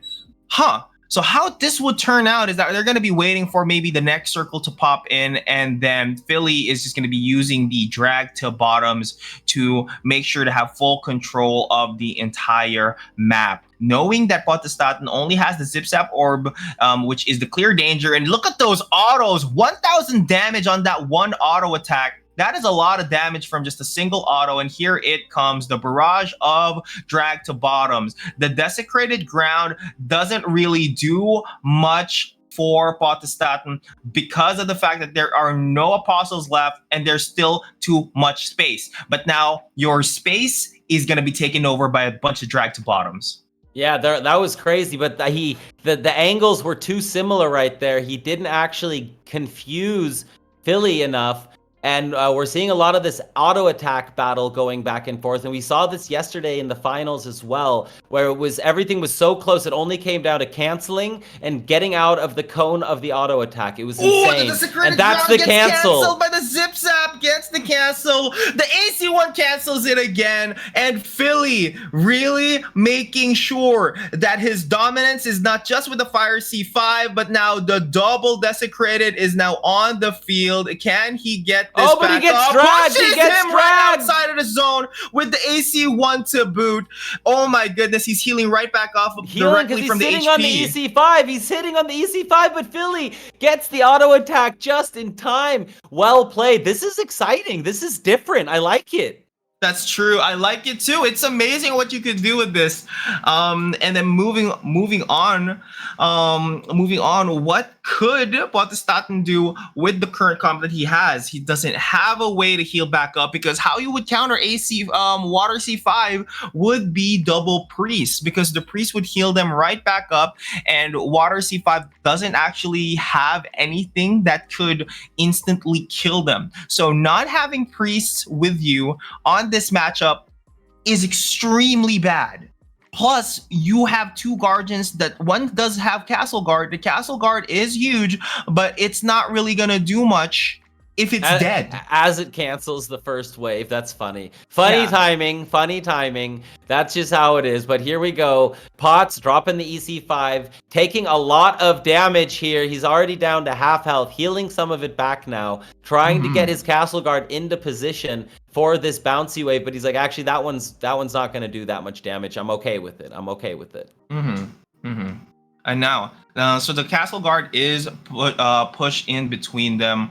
So a lot of damage being taken in by Philly. I think it's coming from that one rogue. Sneaky Smoke Screen is going to be used. Very useful ability, but Potts is just being Potts is just getting berated by auto attacks coming in from Philly. 1,000 auto after 1,000 auto, and wow!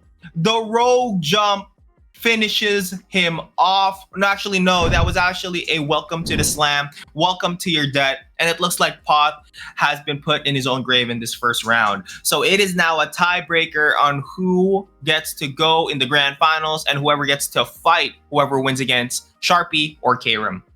Yeah, I mean, 1-1 is exactly what you want to see in the winners bracket finals. Both players have adjusted. They've switched it up completely. And I wouldn't be surprised if Philly now goes back to FC5, just because Potts is probably going to have to do something to counter the drag to bottom. So this could be very, very curious and very interesting.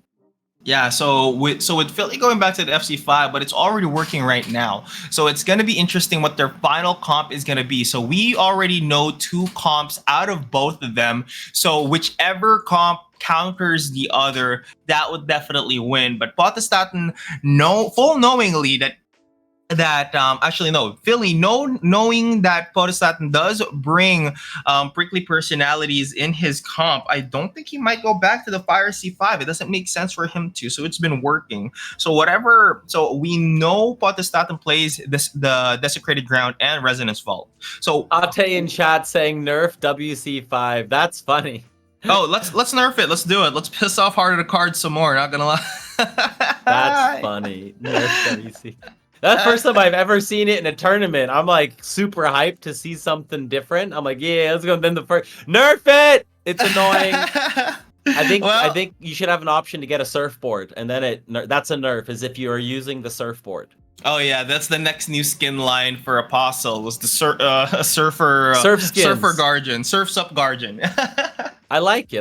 That it has it has a good flow to it potentially. And then you gotta give him some long blonde hair. You'll make it look like there's always air flowing through the hair. It'll be beautiful. Yeah. And then the shield is a surfboard, and they have the upper body for it. So. You can say that fates are riding on surfboards. Exactly. How cool would that be? That'd be dope. I would love that. Not gonna lie, ever since I saw the Fate class, the only reason why I chose not to breed them, because I'm not sure if I can say this. They kind of look like butt plugs, not gonna lie. Damn, this man said it. They are butt plugs. That's what he thinks about it. Okay, so I mean, have you now every seen time them? I see one, I'm like, oh my god, dirty butt plug. Oh no, Biku's right. Too late. Anyway, you ruined it. You ruined me forever.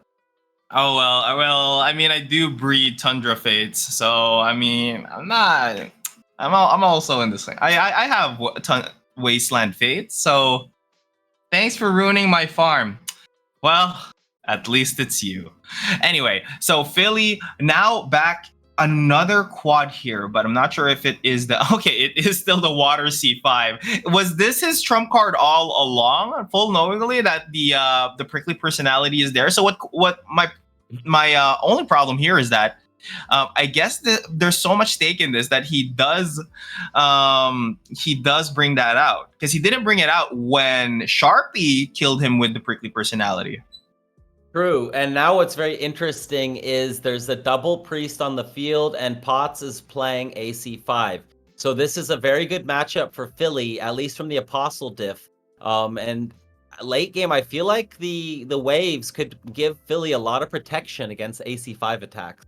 That's true, but with Potestat not bringing in the Guardian with the Castle Guard to deter it, I guess he's hoping that these warriors that he brought in will beat down Philly before he gets beaten down by the auto attacks and the water C5. Oh my god, Potestat actually bringing in the air C5 this time. This is his third comp. It's amazing how much comps he actually has in this freaking account. So, but the auto attacks coming in from Philly is still dealing way too much damage, and another auto attack to boot. And still, Philly chooses to play the priest, so it's gonna be hard for Potts.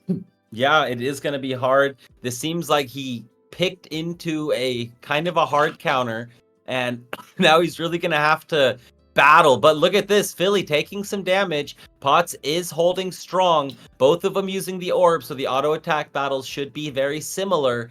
And, both of them still have two apostles on the field, so this is winnable. Philly just in a small advantage currently, but we've seen AC5 just go ham in the late game.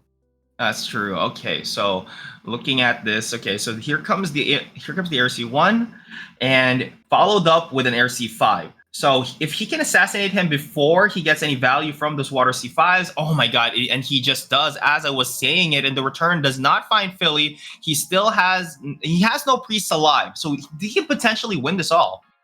No priests alive, both of them super low now. Potts has to get some feathers in there. He does. Ooh. No, it gets canceled. That was a huge wave by Philly, and WC5 is running the day right now. This is impressive play. Nice cancel, and Philly's one game away from being top 2. The waves are a lot stronger in the American servers, so I guess I guess these waves that we see here in Asia literally came from Philly himself. Now, what can he do here? It's match point for Philly, and then he moves up into the grand finals. Who knew that it was gonna be Philly? Out of all the people that was in here, we saw Logic, we saw Rallo both fall, and now Sharpie as well, in danger of losing it all in the losers bracket. Are we gonna be seeing a new stars come out on top in the grand finals? It's looking very possible, very, very possible here. as these players are leaving their mark. And Philly, as the kind of the outsider playing with AWP, just showing like, I'm here, motherfrickers, and I figured some stuff out that y'all don't know yet. Nani nani goo goo. He's like, WC5 is good, you just don't know. So it's pretty impressive. But this time Potts is going to be able to get both priests very quickly, very quickly. Much better right now than last round, because Potts, he always seems to find an answer. This guy's impressive. That's true now. So seeing as how Water C5 is doing good in this tournament, are we going to be seeing this a lot in the Guild Wars if it becomes untouched? But don't forget that it is not just because of the Water C5 alone. Of course, it also has something to do with how the player plays, and at the same time, it also has something to do with the Apostle comp. So Podstaten looking like he's in a better position compared to the previous rounds. He has more Apostles, well, not more Apostles, more valuable Apostles alive, like this one Warrior. That's just gonna get pushed away by the waves. Has that Welcome to the Slam, 1,300 damage with a stun. Air C5 is there. Philly needs to get the hell out of there, or else the Feathers is going to kill him on return, but it's going to be the Zip Zap Orb that sends him to the grave. Hey, that was huge, and we have a rubber match in our third set. It can't get any closer than this. Both players adjusting, and now it's going to come down to one game. Takes it all and will guarantee the winner top 2. So this is huge. This is exactly what you want to see as an Aperon competitive scene. This is beauty at its finest, and these players have to put it all on the line and make the big plays right now. Oh yeah, so both of them really keen on locking in that $400 dues for second place, and the other has to fight for either $300 or $200 if they don't get right out of the Shadow Realm. So sending Potestaten into Waterworld here could just spell death for him and into the loser's bracket. But we can't knock him out just yet. There's still 3 Apostles on his side, but one already died to the waters. Who's going to be next? Yeah, and this time the priests are still alive. Potts is not getting them down as fast as he did last game. He looks like he's about to drop the first. No, nice untouchable. That is going to be huge with another heal, and both of these priests are so very low, but so very alive. The slam comes in. Now he's working on the second priest. The first priest is still alive, though. This is just ridiculous. And another slam. So much value going into that priest, but he does finally get it down. But Potts not in as good of a position as he was last game.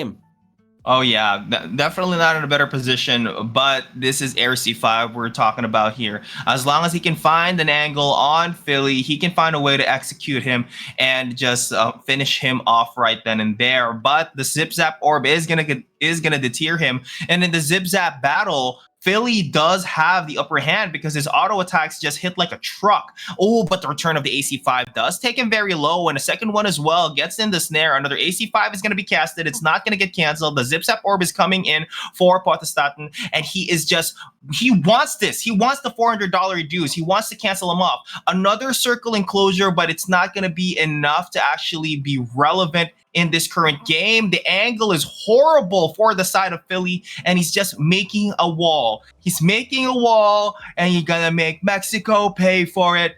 Well, now he's I don't just think it's gonna be kind of here. I don't know if I love these angles. Philly using a lot of his mana to just kind of sit back and chill. Not sure about that. And this is where Potts is going to have his moment to shine. He's throwing out the AC5s. Nice juke right there from Philly, though. Getting away from one AC5 in and one out, but gets hit by the return, hit by the send out, and now Philly is in some trouble. The return comes. One more auto attack is all he needs. And boom! Potts comes through, and Potts is going to be in the grand finals. $400 has been locked in by Potts. Philly was bringing in something new, some new flavor to the tournament, but it turned bad real quick when Potts found his number. My gosh, Potts once again in the black suit, sending people to the grave. SS Potts is on board, and it is sailing over his water C5s. Grande prostata. That's funny. I even understand that one. Yeah, congratulations to Potts. Wow, well played in the third match. We need to get some clips of that matchup. That was absolutely wonderful play from both sides. Everybody adjusting and showing their skills, showing their knowledge of the game. But, it's not over. It's not over. Philly is going to drop into the losers bracket, and he's going to play the winner of Sharpie and Karam. All right. So, going into this next match, Sharpie versus Karam. Are we actually going to view it, or are we just moving on to the losers finals? No, we're going to view it. We're going to view it. All right. Let's do this. Sharpie boom. versus Karam. Look at the upper body on Karam, dude. You know he lifts. Yeah, there he is, looking mean in that picture and looking very focused, while Sharpie is looking at his orb in awe and amusement, like, ha. They think I'm in loser's bracket. They are living in a dream world. I will be back in the winner's bracket soon. Just wait and see. I'm in the loser's bracket for the views. Yeah, exactly. I just wanted people to see me on stream more, okay? I had to take the harder way. It's better for my image. Okay, bro. Okay, I see you. Oh yeah, for sure. Now, seeing as Sharpie is in the losers bracket is very surprising, but he can climb back up there, and we haven't seen a second comp coming out of Sharpie. So in the end, if he does happen to fight Philly in the losers final, it might just spell another defeat for him if he doesn't find a way to deal with the fire C5s. Exactly, and that is going to be the big question coming in. How are they going to pick, and then what are they going to do once they do make that decision? So I think it's time to jump into this first game of this best of 3. We've got K-Room, we've got Sharpie. It's game time, baby. E4E, a new dawn coming at you hot. Oh yeah, let us go, baby. Where is it? I'm ready to see. I'm ready to get upsetted. And we have been seeing we've been seeing the memes. We've been seeing everything, but can Karam dominate the one that has not been dominated before? I see an Oasis. I'm interested to see what happens here. So wait, was that an Oasis? No, it's not. Wait, is that a freaking Leviathan? Is that a Leviathan? That is the question.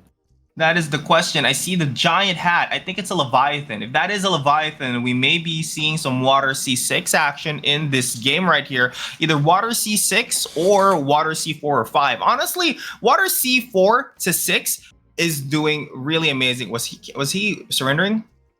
Okay, I guess we're going to be taking a break from this first round. I guess there was a little bit of a connection issue. Something broke-it. Broken naked. Okay, cool. Yeah, it broke-it. So they're gonna fix it, and then we're gonna go back into the match, and we're gonna see. He fought a bot. Yeah, the bots were out strong today. Bots are making it into the top 4. Believe that. All right. So, welcome to Ronin, home of the free, land of the bots. Home of the free, land of the bots. Beep boop skibbity beep boop. He misclicked on the practice thingy. That's okay. It's all good. We ain't tripping. Oh, wait, that's why it was a freaking Leviathan. Oh my god. I'm like, where the hell did this come from? Yeah, Biku very confused, very, very confused. Not sure what's going on. But we're going to try this again. We're jumping in. There it is. There's Sharpie, and he is going up against K-Rim for a chance to make it into the top 3. This is top 4 and top 3 match right here. Okay, there it is. There's the karst. Okay, everything is right in the world again. I mean, and it's funny, until now, karsts and deltas have been, the fear of everybody, and in this tournament, they've actually not been doing so well. Oh, yeah. So, seeing as how seeing as how they're both in the losers bracket, I mean they're doing well. They're both doing well. They're both doing their best, but it wasn't enough right before they lost. But they are getting better. They are climbing back up. And seeing as Karim has been showing up at all of these tournaments, he is not somebody to scoff at. He's taken names. He has eliminated people we thought would never be eliminated, honestly. Absolutely has. He's been strong and he's always been a consistent player. Like, let's not take anything away from him. Every tournament he joins, he's been doing very well, but he hasn't been able to make it to the peak of the mountain. And this could be his chance to do that for the first time. That's true. I mean, I've seen Karim ever since he came into the server. Ever since I thought he was just some nobody, and now he is somebody that is always consistently showing up in tournament after tournament after tournament. And yeah, just because you're not at the top, as long as you're showing up in these top 8 matches, you know you're somebody, you're something. Because Sharpie himself started out as just number 7 in the leaderboard, and for some reason here he is now the star of the show for Meditate, but oh my god, it's really showing why they call him Sharpie, why he needs to be erased. But both of them just trading blows, both at half health. See, I don't know if Karim, or I don't know right now if anyone besides like 1437 can beat Sharpie in the AC5 mirror matchup.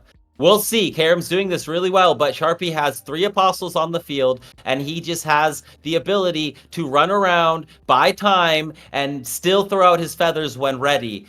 This is going to be very tough for Karim. Look at these warriors just coming across the map ready to deal the killing blow, and boom, Sharpie's able to run away, back out, not take any damage. There's the knockup, doesn't quite hit, comes in with the zip zap, and I think this first game is going to be going to Sharpie. Oh my goodness, not just yet. Wait, what? Here we go. Like I said, Karim is actually really good at fighting off it once he's alone, because knowing that he's consistently just pulling out Air C1s, Air C2s, Air C5s, it's not going to be enough this game. But Karim truly shines when his avatar is alone. It's one of those moments where I look at Nova Tournament Rollo, and when he's just making these sudden comebacks that you just see out of nowhere, and you just can't you can't help but be like, wow, you won that out of nowhere. Yeah, so yeah, absolutely.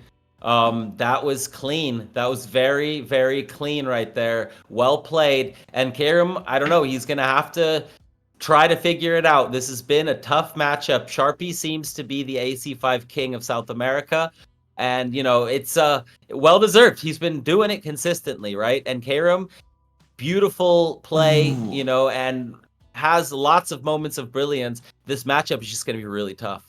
He can do it though. He can do it though, for sure. He has what it takes.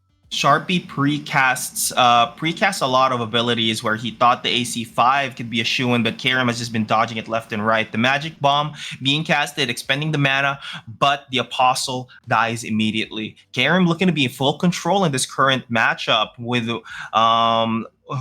some of the apostles already dead on his side and more HP is down on the other. So both of the mages are at the backside right now, but a clean hit from the Welcome to the Slam hits Karim. Here comes another follow-up. It could potentially be an AC5 follow-up as well. Here it is. Yeah, and then the slam didn't quite come out. That was a bit sad for Sharpie because that slam was perfect. He put it on the right spot, but it didn't show, and now that was a great release of the feathers right in Karim's face. But so far, Karim doing very well in this matchup. Both of them doing a switcheroo at the same exact time, putting on a show for us, making it, you know, a little bit of fireworks is just keeping it active. And again, a slam coming in, but nice jukes by Karim getting away from it. And Karim's on fire right now, doing really well, landing a slam himself. This is very even. Oh yeah, very even indeed. Now here comes the tailwind Dasherino into the nothing, but the Welcome to the Slam could potentially find something else there. So the follow-up is going to find Karim. There's no AC5 to follow it.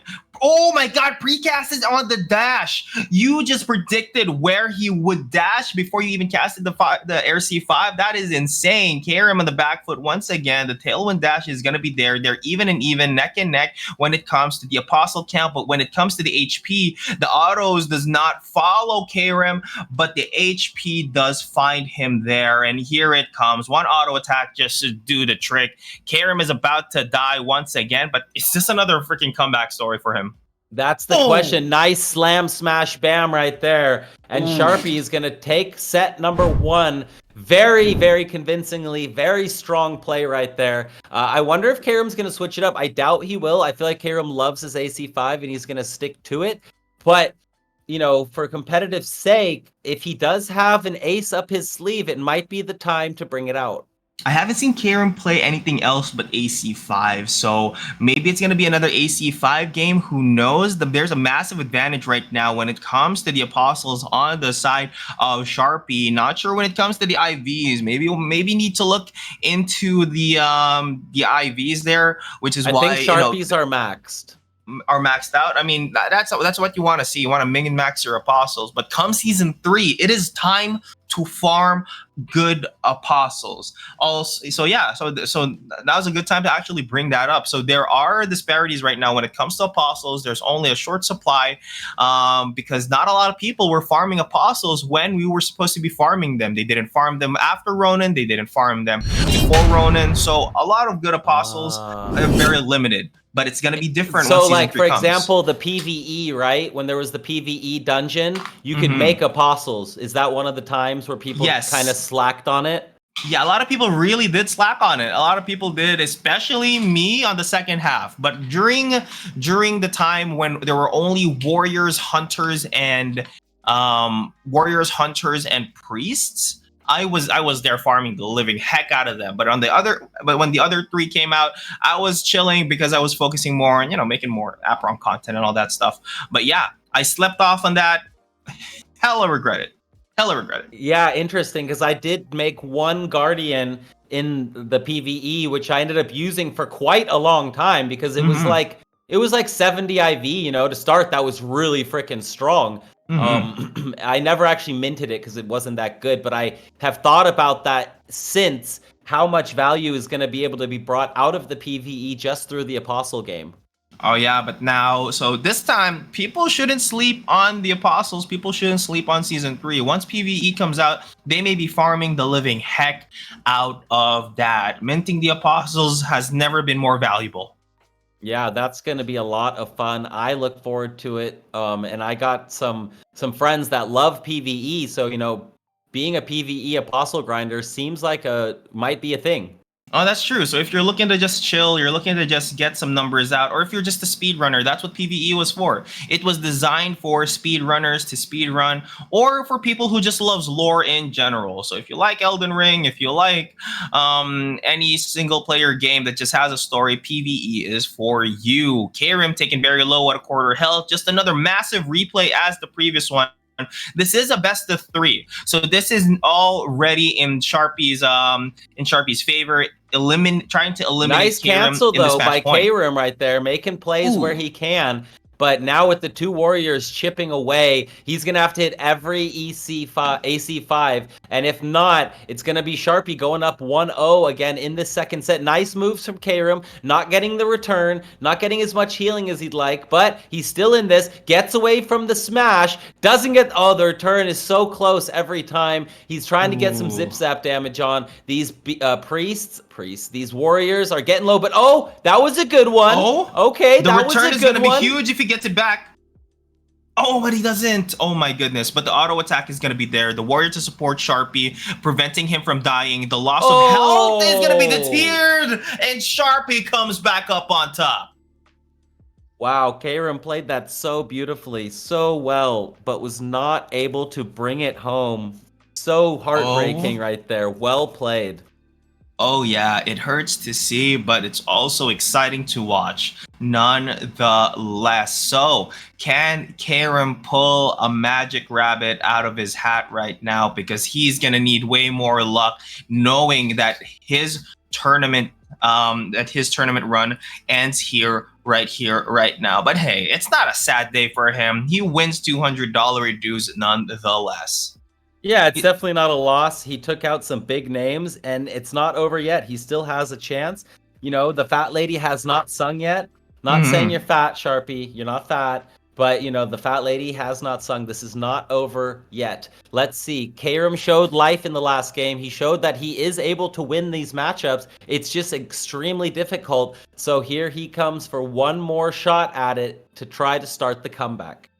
Oh yeah, okay. Using that axe, for 500 damage. The value of that one ability, kind of not doing it for me. But yeah, here comes the welcome to the slam into the stun. Air C5 is gonna be used, taking him at a quarter health, and then Sharpie uses his own in return, but uses the switcheroo to get away from the barrage. And now Karam's gonna take his sweet time on this one mage to prevent any more switcheroos in the end game. And here it is, another replay of the previous match. Yeah, at least this time K-Room has more HP. And, due to the apostles on the field, there is some healing running around for K-Room. So it's looking better. It's looking better. It's still not looking great, but it's looking better. Nice little cancel right there. Good return from Sharpie, though. And this is going to be interesting. Can K-Room take this this now missing gone advantage that he used to have? This even game against these apostles and the avatar of Sharpie. All right, so they are both at half health, and Karim, I can't see his mana. So if his mana count, the difference is a whole lot more than Sharpie's. The consistency is there. A lot more. AC5 is in his hand right now, so Karim could possibly win this. Look at that. He's taken extremely low. The return is going to be massive if he actually gets the hit, but it's not going to hit at all. Another AC5 could be the thing there. Zip Zap Orb, nothing, anything. Auto attack. One more hit could actually beat off Sharpie, taking it to round 3. The AC5 is there, but is the return going to be found by Karim? It is not once again. Another AC5 misses. Karim, hit your shots, dude. Oh my goodness. And now Sharpie going in for an attack, a counter attack. They're both getting very low now. And Sharpie could close it right here. Karim was so close. And it looks like it's going to go down. So Wow. close, yet so far. That one AC5 that missed. Really heartbreaking. Karim, you fought well. Go home. $200 reduced to you. You played a good match. It was exciting, but Sharpie moves on to the losers finals to face off against Philly. That was impressive. I'm not even gonna lie. The last 2 games looked like K-Rims, and Sharpie still pulled it off. Still was able to fight back and bring it home. So congratulations. Well done. Well done indeed. Out of both of them, Sharpie playing a lot better though. But seeing as how the Warriors lasted a lot longer, I'm guessing that these are not last dude standing Warriors. These are thick lad Warriors.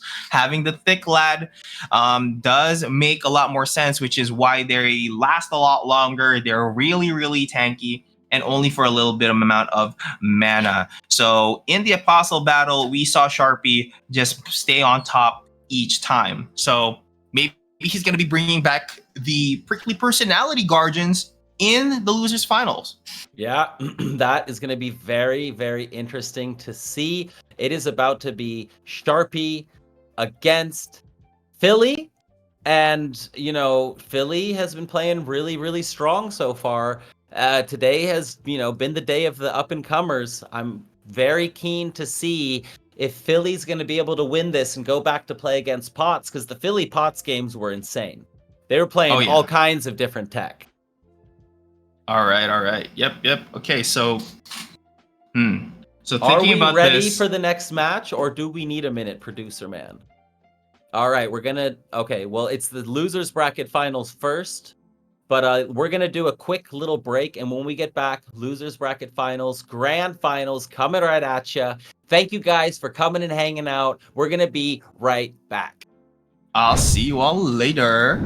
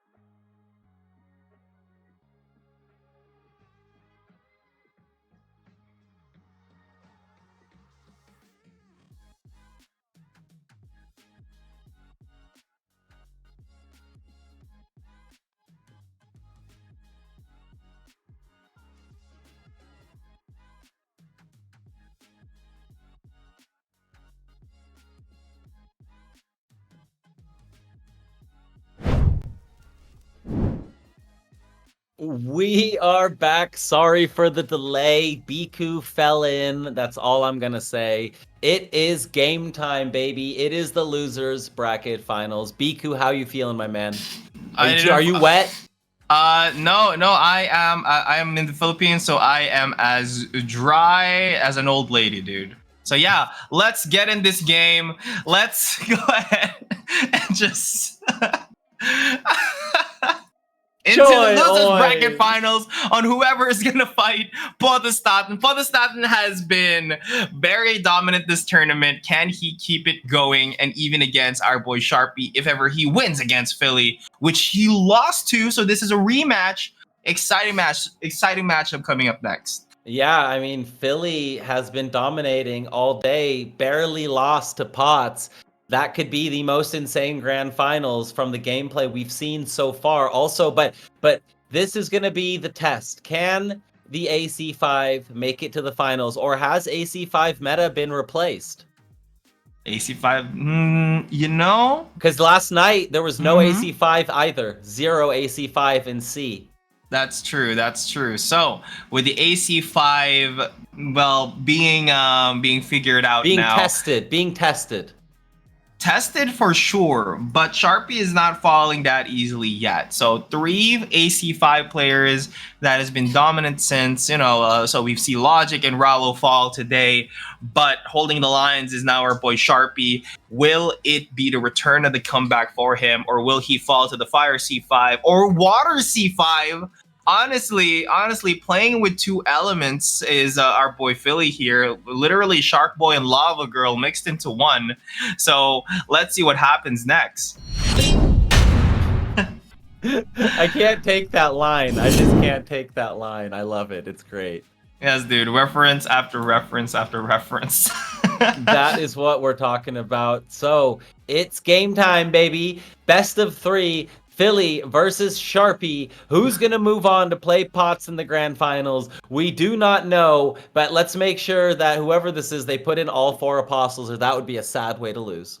Oh yeah, I mean, and nobody wants to lose, but they're already locked in for a great prize, and whoever fights in the finals is still opting to go for more. So right then and there, Sharpie bringing out the double. Yeah. So that is the double prickly personality, and there it is, the Fire C5 coming out of Philly. Will he be able to repeat what happened in the previous rounds, where he just berated him with Fire C5s way more than he could hit? Is that a desecrated ground coming out of Sharpie? Okay.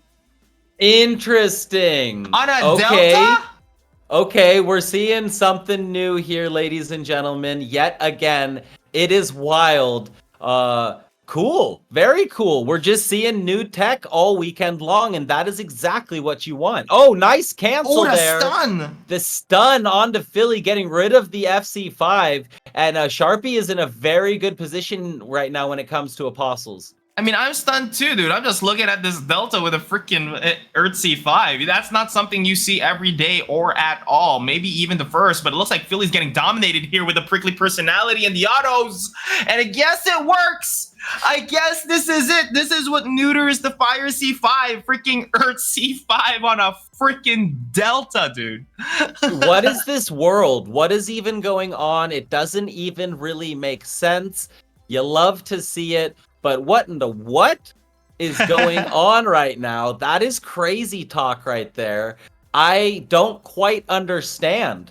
What do you think it is? Why is the EC5 just because he's getting such a quick early board control and then he can just focus on the pricklies? I'm thinking maybe he could take some damage from him, because full knowingly that Philly does run priests, and he had a hard time trying to deal with the priests in the late game, because once the priests are down, Philly is just ripe for the taking. So I guess that's what he's trying to do here. And look at Philly having a hard time trying to heal right back up. Already taken to a quarter health. Whatever he was casting just got canceled by that leaping shield bonk, and another leaping bonk is gonna hit him once again. And oh my goodness, Sharpie showing that he is not washed up. He does not only play Air C5, he plays it along with Desecrated Ground as well. This is definitely an Elijah special, also from Meditate, because Elijah was also one of the people that does play both Earth C5 and Air C5. Interesting, because what I'm seeing here is the meta changing in front of our eyes. The last 2 days have been completely eye-opening. My mood has gone up significantly since this morning. I thought this morning, AC5 too good, can't compete anymore, gonna lose all the time because you can't beat it. Because I thought, nobody's been able to beat it, but here it is. And FC5 is falling. AC5 has not been dominant today. We're not even seeing AC5s yet. He's not even getting to the AC5 part of the game. He's ending it beforehand. EC5 showing its dominance, destroying apostles left and right, and then the prickly personality coming in. So now the game or the ball is in Sharpie or Philly's court. He needs to make a big play. All right. And so, with that said, coming into round 2, will we be seeing Philly's Water C5 this time, trying to go against the Earth C5, or is this just bait? Because we did see him use it because against Potestaten, he did lose against Earth C5, which forced him to bring out the Water C5, which he did won that round, but failed to close it in. But is that where this is going? Possibly. It would be. He's got to do something, right? He can't just play that matchup again. That did not go well at all. Maybe canceling some prickly personalities, but even that is just not really what you want to have the whole game rely upon, right? That's not a great win condition. Oh yeah, that's for sure. Well, win condition after win condition. It's weird that the Earth C5 is killing Philly off even before the circle, but that's only because he keeps using his Fire C5 and and then the prickly personality along with the barrage of desecrated grounds to prevent the priest from healing does quite help as well. So we're seeing maybe a difference in apostles this time, because usually when this happens, when you full knowingly have knowledge that they do have prickly personality, usually you would bring in some warriors or something else that would deal significant damage, or maybe even a hunter. But yeah, let's see how this next round goes. Yeah, there's always options. That's what is great about this game. You always have a play that you can make as long as you come into the tournament prepared with some good tingies. But let's jump into set 2 and see if Philly can even this out or if Sharpie is going to sprint into the grand finals. All right, let us freaking go. Let go, baby. Boop, boop, and a boop. Game time. Game time. La la la la la la la. Yeah, that was a lullaby, baby. That was a lullaby. You're just about ready to fall asleep, huh? Nah, when this is over, I'm gonna go outside and get some sun. That'll wake me up. I need a little sun, get a coffee, and then get back to work. All right, let us go then. Sunday fun day? Not Sunday. Work day. Okay, here we go. So, okay, look at that. I see you, Philly. You have the orb now. So this is an auto attack build, but I do still also see you with a priest. So is there something going to be different this time? And then looking at the POV on the side of the, whatchamacallit, on Sharpie. Wait, I need him to hover once again on his avatar. I didn't see it. Dang it, I didn't see it. I wanted to see if he's still using the Earth C5, and it looks like he still is. He is. All right, then that means Philly is going to be using the Water C5 as predicted. Let's go. So different comps is going to be here once again. He's going to be playing ping pong with a back and forth off of Sharpie's Apostles. So Sharpie's Apostles is going to be taken down relatively first here. So we may be seeing a forced late game this time.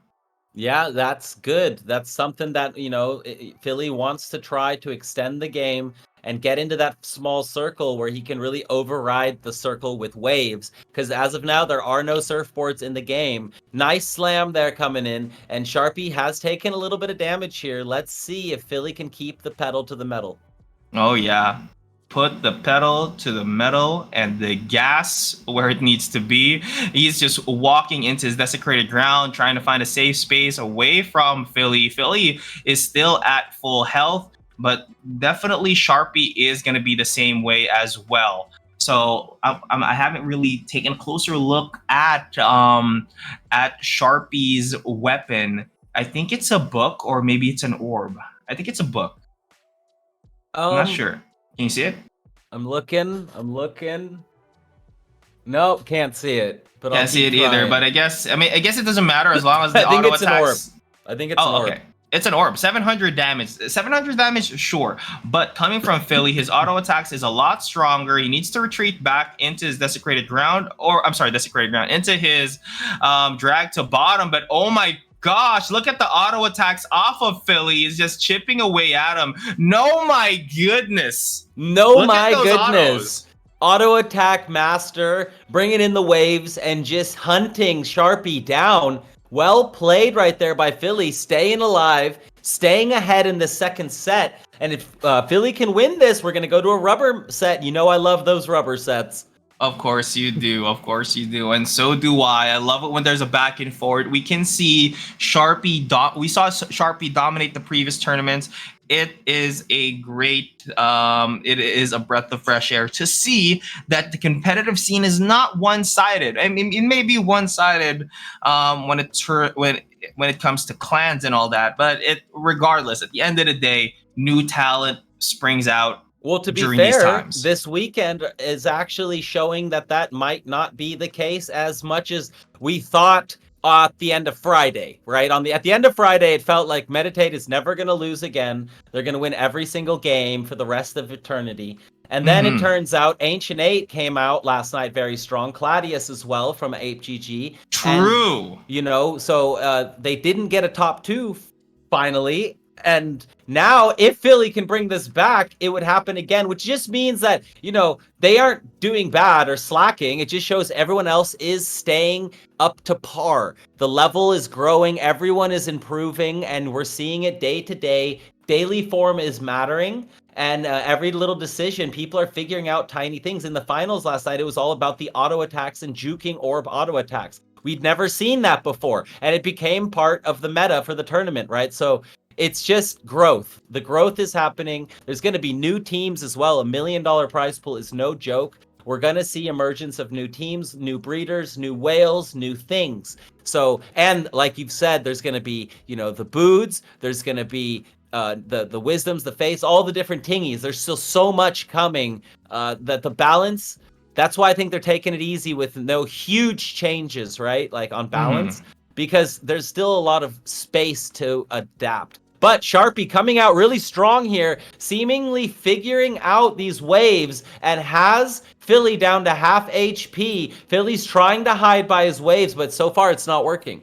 That's true. So I think the problem now on the side of Sharpie is that he may need to bring back the tailwind dash. Whoa, the drag to bottom must have been something that he has no idea how to face. Oh my goodness. One auto attack is literally enough to finish him off. Wait, I guess I'm mistaken. One more here and boom. Look at that claw of doom, the claw made of water, just finishing him off right there. We're taken to a tiebreaker. He needs the tailwind dash, which he's sacrificed for a desecrated ground to cancel these drag to bottom. So well played out of Philly. Are we going to see the first upset from Sharpie where he does not go into the grand finals? Wow, that was so well played. Sharpie was in a great position right there, and Philly bringing out the waves of despair, not throwing Sharpie life ring, just letting him drown right there. So well played by Philly. We're going to a third set. This is starting to heat up, ladies and gentlemen. Game time, third set. Winners moving on to top 2 to face Potts. All right. So Potts just sitting there. Dang, you know what? I could beat Philly again, or have a hard time with Sharpie. I bet he's rooting for Philly to win because he knows how to beat him. Yeah, I mean, I do you think so? It went to the 9th game against Philly. I don't know if Potts wants to play against Philly. That went 9 games. That was tough. Today it almost feels like Sharpie's the underdog the way today's been going. And I think it would be but I don't know, man. Sharpie's so freaking good. He'll probably adjust and win or something. I can't count this guy out. He's a savage. Not until the Hmm. fat lady sings. All right, all right. Speaking of fat ladies, let us get into some action. That sounded weird, but let's not look back into it. Okay, so two warriors, a single guardian, definitely built to fight against the water C5. But is Philly doing a sneaky switcheroo and bringing in back the fire C5? No, he's not. He's still going to be using the water C5, drag to bottom, main here coming out of Philly. Heart of the cards must be proud because regardless if it is water waves, this move is not washed up. No, that is correct. This move is not washed up. It has been shown to us with great efficiency today. And with these double priests, Sharpie is going to have a lot of work to do on his hands, getting hit by the waves while trying to clear the priests. And both priests still alive. This could be dangerous. He actually got another apostle, attacked another apostle first. I think that might have been a misplay. Sharpie down on HP and going to struggle with these priests. All right. Okay. So the priest game is still strong on the side of Philly. Now, this created ground definitely is going to be used here just to take care of that. Sharpie still has apostles that is on par, and when it comes to HP, but I think this is the drag to bottom that will completely finish them off. And now advantage once again is on the side of Philly. This is already locked in. Sharpie still chose to play the desecrated ground, but is this actually going to be enough moving forward? His only way to cancel out these drag to bottoms is the desecrated ground rot, but that's not instant. And the zip zap orb, which is missing in action right now. You want to have some of these zip zap orbs. Zip Zap can be very, very strong to just hold your distance, hold your range. Nice auto attacks coming in from Sharpie. Philly returning fire, and here we go. Auto attack battle has commenced. Who's going to be able to juke? There's an auto attack juke right there coming in from Philly. That's going to make a big difference because every time you juke one of these auto attacks, it's like 800, 900 to 1,000 damage less. Oh, Philly just standing still and not getting hit by the return. That throw out hurt a lot though. Philly's getting very, very low, trying to hide by the waves. Doing a decent job, but if this return hits him, it could be the end for him. He's still alive. Another flurry comes out. Zip Zap's coming as well. The tailwind. Zip Zaps. Oh, baby. Sharpie wins the first round. He's still alive, baby. Oh my goodness. Now Sharpie with the advantage, looking to end this, looking to bring this home with the quickness. If he wins this, it's over. Philly has to fight back, and it has been so damn close up until this point. All right. So it is now a tie, neck and neck. So the final round to decide who moves up to fight Bottastatin, but like I said before, it is better to fight somebody that you've already beaten before. So I know Bottastatin is rooting for Philly to win because it might be a lot easier for him because he already figured out how to fight him. But with Sharpie, now it is now a new learning zone for him to figure out how to beat Sharpie and quickly erase him from this tournament. Yeah, it's not gonna be easy either way. It's going to be a challenge. But first, can Sharpie close this? Right now, Ooh. Philly doing a good job, but Sharpie getting off the EC5, that was absolutely huge. Gonna be able to heal up and get a lot of damage onto those priests. The tailwind dash cancel being dodged perfectly by Sharpie, letting him get the desecrated ground off. And now Philly is just out in the open, not having any more priest to heal him right back up. He is now ripe for the pickings. This is literally match point. One more hit should do the trick on those apostles right there. So with the AC5, can he finish off Philly? It's going to be close. He's taking damage. He's in the corner currently. Now he's going for the knockup. Gets the stun. No return, though. So okay for Philly. This Guardian is now dropping. He's dead. Another feathers hitting him right in the face. So far, Sharpie off to a decent start, but look at how much damage he just took. Sharpie going really low, trying to set up another set of feathers. Does get a very nice throw out. It needs to be countered by Philly right now, or it's going to be over. This is coming down to the wire. He sends out the water, but not in the right direction. He sent it the wrong way. Oh no, he's one shot trying to get the AC5! Oh my No goodness, and Sharpie way! brings No. it home. Once again, Sharpie just locked on. Eye on the prize, and we're moving to Sharpie at another finals. This is the third tournament where he sees finals and looking to dominate another tournament. A new dawn, a new guy. A lot of our previous champions falls to him, and this time he's looking for first place in a new dawn. How poetic would this be if Sharpie is the new star raised out of a New Dawn tournament? It is insane. Will Potestat deny him that, or will Sharpie win it all? Yeah, man, this is sick stuff right now. Sharpie, that was nail biting. I hope somebody clipped that. That was a nail biter. That last set of feathers was all he needed to end it. Ooh, wee! Baby, Oh, baby, boy. baby. That was some sick, nasty stuff. So we have the grand finals coming right up. We're going to let the players get ready. So we're going to take a 2-minute break. We'll be right back with the end of the show, the highlight of the show. It's going to be wild. Can Sharpie bring it back, or is Potts going to take it home and be our champion for E4E's A New Dawn? All right. See you later.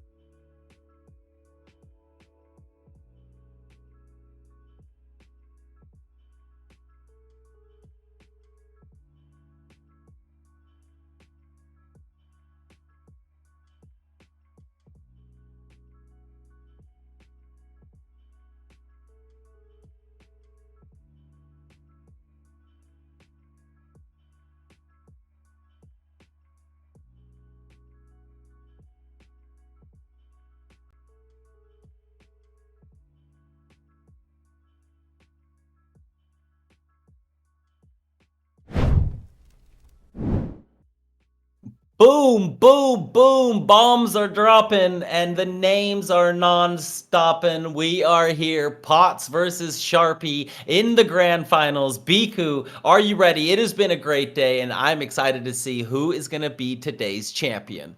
All right, all right. Can we see a three-peat coming out of Sharpie, or will Potestaten deny him the perfect run?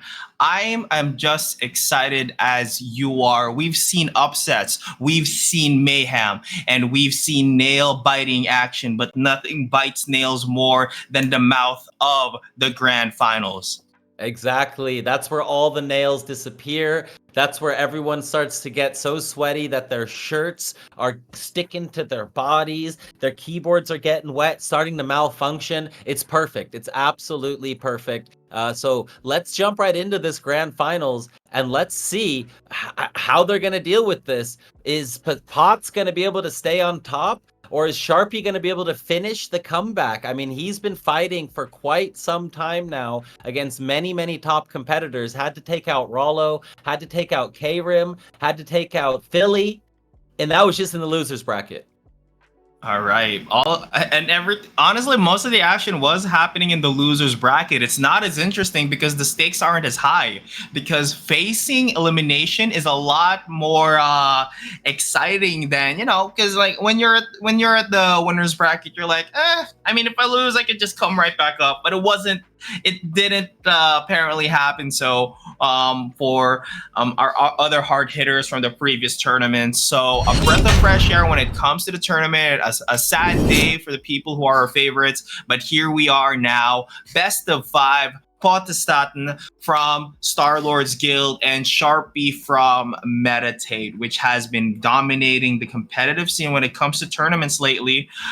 So yeah, a really exciting finals and really exciting game we have today. All made possible with Aperon, with Loot Rush, and of course, esports for everyone in the production team, baby. Domroy, baby. And yeah, this is going to be exciting. Potts was not supposed to be here in many people's minds, and now Potts is the one sitting on the throne. And, Sharpie's going to have to beat Potts 6 times in order to win this grand finals. He's going to have to win it once to reset the bracket. That means Potts, as a player who has been very good at adjusting, very good at figuring it out, and brings out WC6. We're seeing some ice. He's going Claudius style. Let's go, baby. We're seeing something new every single game. All right, so he is bringing in Claudius from Asia into America. This is going to be an interesting FC5 matchup. Also. What Wow. is this? WC5, FC5. Is this a Tundra? I want to try this now. It's not a Tundra, it's an Oasis, baby. So wouldn't this be even better on a Tundra, potentially, if it had enough rock points? If it had enough rock points, not really rock. I guess it's the rock that makes it 11 Earth, right? Just 11 to have the level 1 perks at least. Yeah, just to have the healing. But this is an Oasis. Naturally, this doesn't actually have any Earth perks. So Potestaten is very squishy when it comes to taking hits and trying to heal right back up. So he's hoping that life drain keeps him alive from this. Or I'm not sure. I don't know what Potestaten's plan it is. So what an interesting turn of events, not bringing out his Karst. Yeah, so see this? He just gets crushed. Smushed. Kabooshed. Yeah, that was an insta smush. That was rough. Not gonna lie, that was a smush. Okay, so that didn't work. He's gonna have another shot at it. He's gonna have another shot at it. He's got plenty of time left. He tried something new. Maybe he thought Sharpie was gonna snipe him or something, so he thought he had to go a little bit crazy and do more. And it turns out that, that wasn't the play to start the day, but it's still a long day. So, nothing has been sealed yet. All right. So fate has been sealed, it seems, for this game, though. Honestly, Sharpie, knowing the fact that this specific planet does not have any Earth points, he just went all in on him on that last round, killing him early on, and Potestaten just taking his time with this one mage. I don't think that was valuable at all. He used literally one whole Sub-Zero freeze just to take out one Apostle. Maybe the Fire C5 at the same time would be valuable here, but the Gustman is out, hoping on the return. Well, so what we noticed yesterday from Claudius is what he does. He plays the Water C6, C6 on one guy sometimes and on all of them other times, because when you play it on one, you counter one move. But look at this damage. Look at this. And all of a sudden Potts is just dead again. It just happens out of nowhere. Some prickly personalities come up. FC5 is completely countered and Potts just gets melted instantly by Sharpie in set 1. Dang. That was crazy. That is insane how that just happened that way. Potestaten bringing in the third comp of this entire tournament. We saw him play Desecrated, we saw him play Resonance Vault, and then we saw 2-in-1 out of him this time. Water C6 and Fire C5. Kind of, so Personally, you want abilities that complements each other, because we've seen you choose one of these. You choose Fire C5 or Water C6, and then Tailwind Dash Zip Zap Orb. That's usually how it is. That's usually like the perfect component. You got the burger, you get the bread and the bun and the burger. That's how it should go. Not two at the same time. You don't put a burger and a big whole block of lettuce at the same time in one burger. That's hard to chew. Well, it ended up, he ended up losing that. Am I overcooking? Is this analogy stupid? Anyway, let's just get to the next round. You lost me. Jolly Bees. Yeah. Jolly Bees? Is there a Jolly Bee in Vietnam? No, there's not. Dang, when are you coming back here? The first time I met you was at the Axie Open. I saw you in your purple suit, and you were holding like an SLP plushie, and I'm like, who's this guy?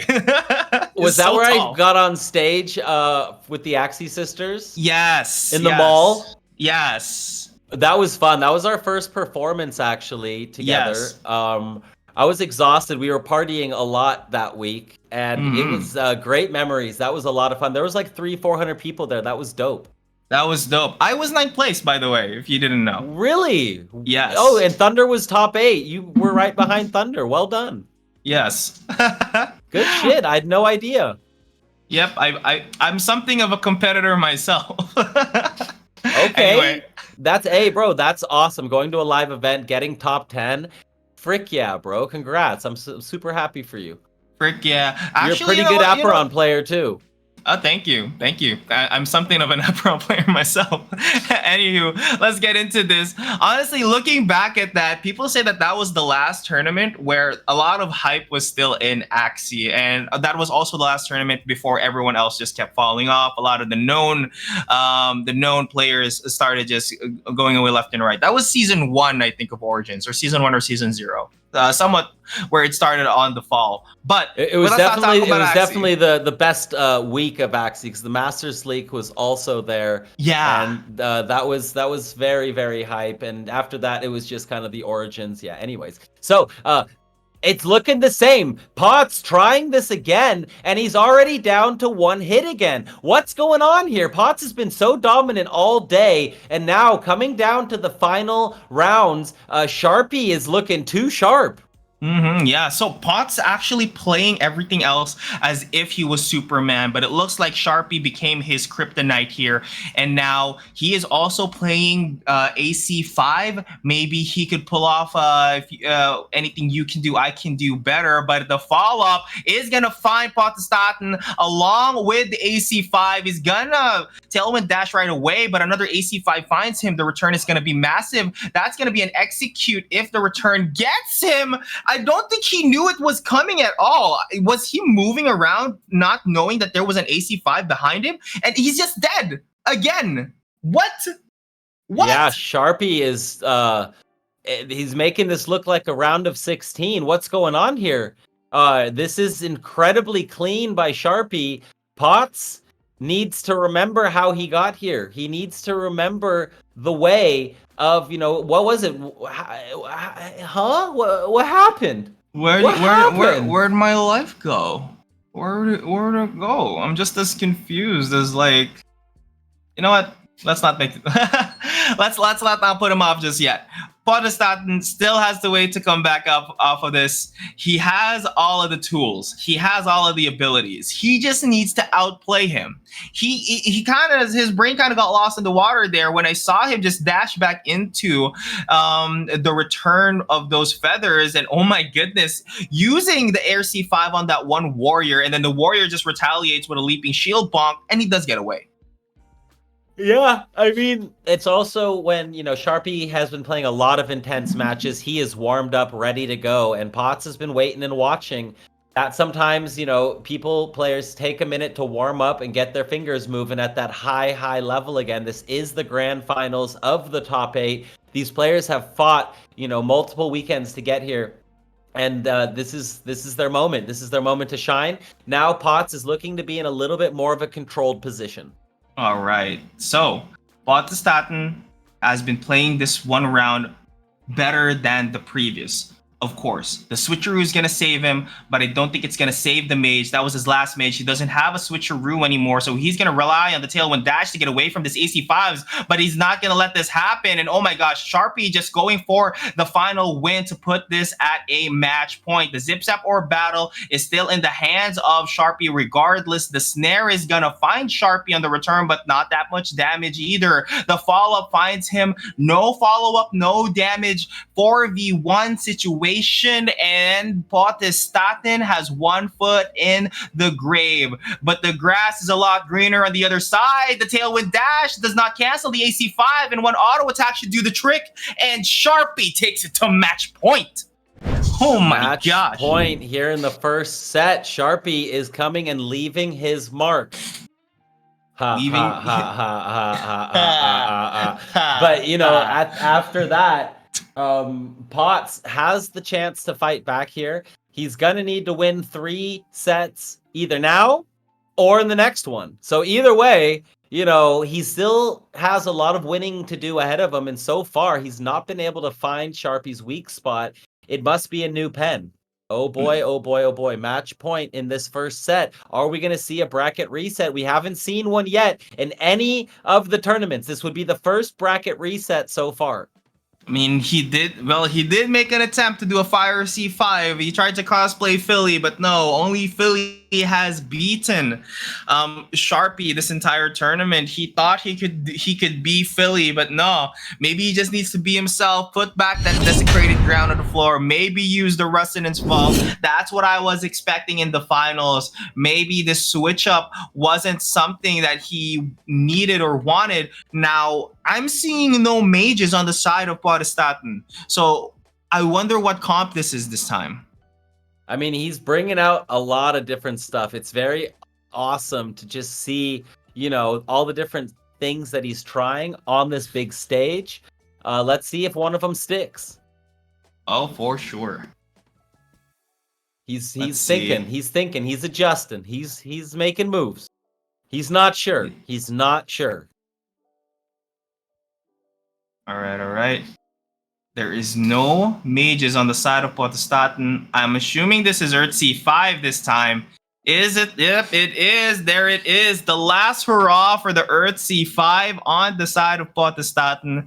Is Sharpie just gonna take advantage of this? I've seen this before. I'm just gonna do my thing. Wop wop wop wop. Okay, we might get exactly. We might get wop, copyrighted. Wop wop. Copyrighted. Oh yeah, for sure, bro. You just definitely broke the copyright. They're coming for you. Yeah, dude. I sang that so well, man. They're coming for you, brother. You better run. Hide, Biku, hide.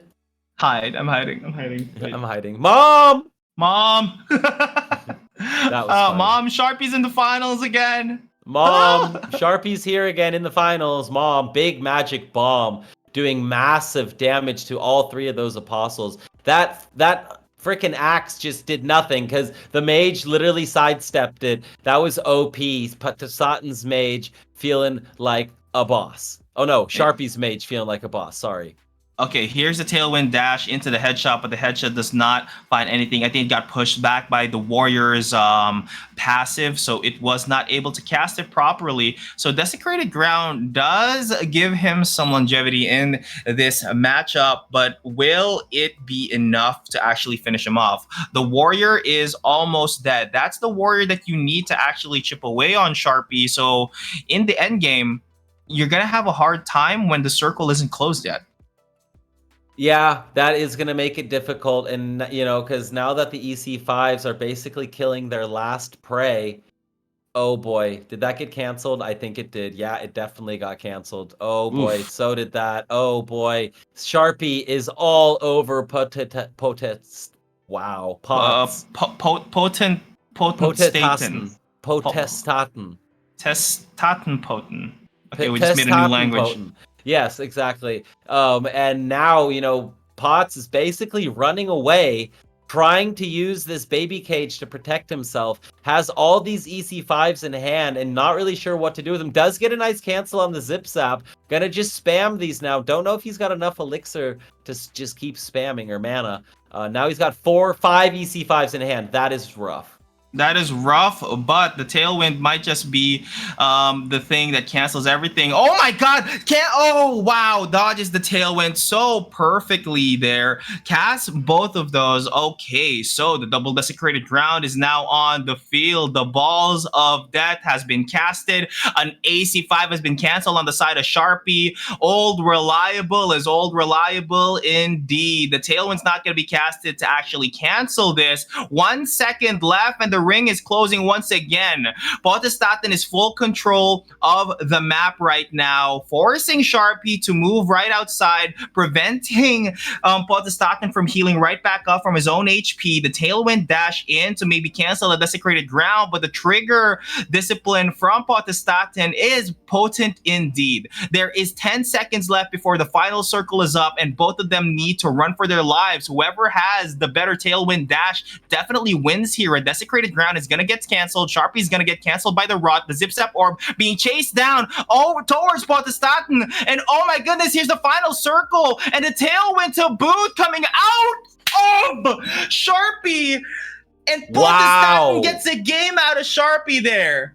All right, Close call. He found what he needs, though. He found what he needs to win this. Oh, yeah. Oh, my gosh. Impressive play right there. Now he knows what needs to be done. Can he do that a bunch more times? That's the question. I for sure jumped out of my seat. That was really insane coming out of both of them. Not gonna lie. Oh my goodness. Oh, my goodness gracious.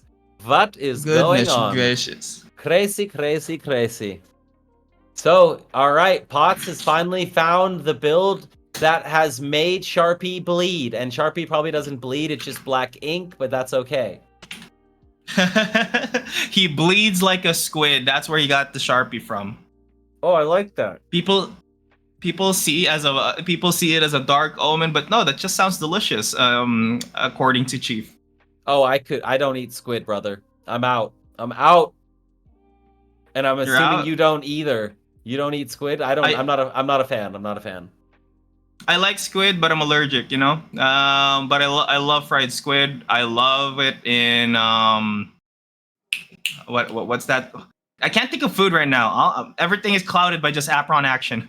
Fair. Food does sound good, though. Black ink in your area. Well played, Potts. Oh my FG. OMG. OMFGGGGG. What a game. Let's freaking go. Clip it, ship it, and we're moving on. Potts is in a decent spot here, getting knocked up. Then the feathers coming out, doing a little bit of damage. Wow. Juking the gust wind perfectly. And now, getting a lot of healing and a lot of damage out with that EC5. Okay, so advantage once again on the side of Potestaten. We're just literally seeing a repeat of what happened in the previous match. This is where Potestaten truly shines. He should have been using this the entire time because this is what he's good at. This is what we've seen him win with going up to this finals and going into an AC5 play and then into he started with the what do you call that? WC6. He tried to cosplay. He tried to cosplay Philly, and then it ended up bringing him back to the Earth C5 to the desecrated ground, where he started winning games this time. Yeah. You mean he tried to cosplay Claudius from Cosplay yesterday? Claudius and Philly, both of them at the same time, basically. Oh, okay. Yeah, true. You're right, because he brought out the fire towers too. That was a different one for sure. So now they're into the small circle. Nice knock up. He hasn't tried to play the EC5 yet. He's being very, very patient. Well done by Potts so far. Sharpie is on the attack, getting in some damage. Potts is being patient, though. He's got a lot of mana. As soon as the circle starts to close, if he can get up the... Okay, now it's time. One of them costs 1, one of them costs 3. These are very cheap. And the first one is canceled, though. And he gets hit by the return. So big plays here coming in from Sharpie. Now, Potts has to get off his EC5s. He was getting some healing, but Sharpie gets the perfect return right on time and takes that round, or that game, to tie up the third set. The return was there, and honestly, he even dodged the tailwind dash, but it wasn't enough. So now we are at a true match point for Sharpie. He wins this round. He wins it all. Are we going to see a round 4, or is it another clean sweep from Sharpie? Is it another Death Note slash out of him as he eats his potato chips? He doesn't win it all. He resets the bracket. Remember, he's from the loser's bracket. He has to win again. Really? Yep. But this is best of 5. Correct. Is that how it works? Yes. We just haven't had it yet because so far the winner's bracket champion has won each time. So so Potts is still in this, but he would like to win a set here and get some momentum going. I did not know that's how it worked. Cool. Oh my goodness. So we're not even over here yet. So this is a best of 5 twice. So the reasoning for it is the winner's bracket champion needs to have an advantage. So you can do a best of 7, giving the winner's bracket champion a 1-0 lead. Or you do it this way, where it's a best of 5. If the loser's bracket champion wins, you run it back. Dang, I don't want to see Sharpie 6 times. What the hell? Don't say that out loud. He's gonna come after you. He's gonna find you, bro. He won't find me if I don't play the game. Okay, so half health already upon the stop and eating the full force of that AC5. Literally at the back foot here. So much damage coming in from Podestaten. He's not being allowed, giving any chance to use a desecrated ground. And the follow-up, literally as I was saying it. And Sharpie takes it all. Sweeps him up on the first half of the grand finals. And Sharpie coming out extremely strong, dominating with a 3-0. Potts only able to take a game in between here or there. And bracket has been reset. Now Potts is in a predicament. He has to beat Sharpie, and Sharpie's on fire right now. He came through the loser's bracket. This kid is a savage. Sharpie is really making a name for himself. Oh yeah, he definitely is. So now the true finals is here. So will Potestaten bring in his big boy pants, start with the Earth C5 because he has been having success on that, but can this be enough to actually dethrone Sharpie? Yeah, he needs to get his, big boy pants on. Sharpie has put his on. He's been running through contender after contender. Potestaten had a chance to kind of, rest and scout and prepare.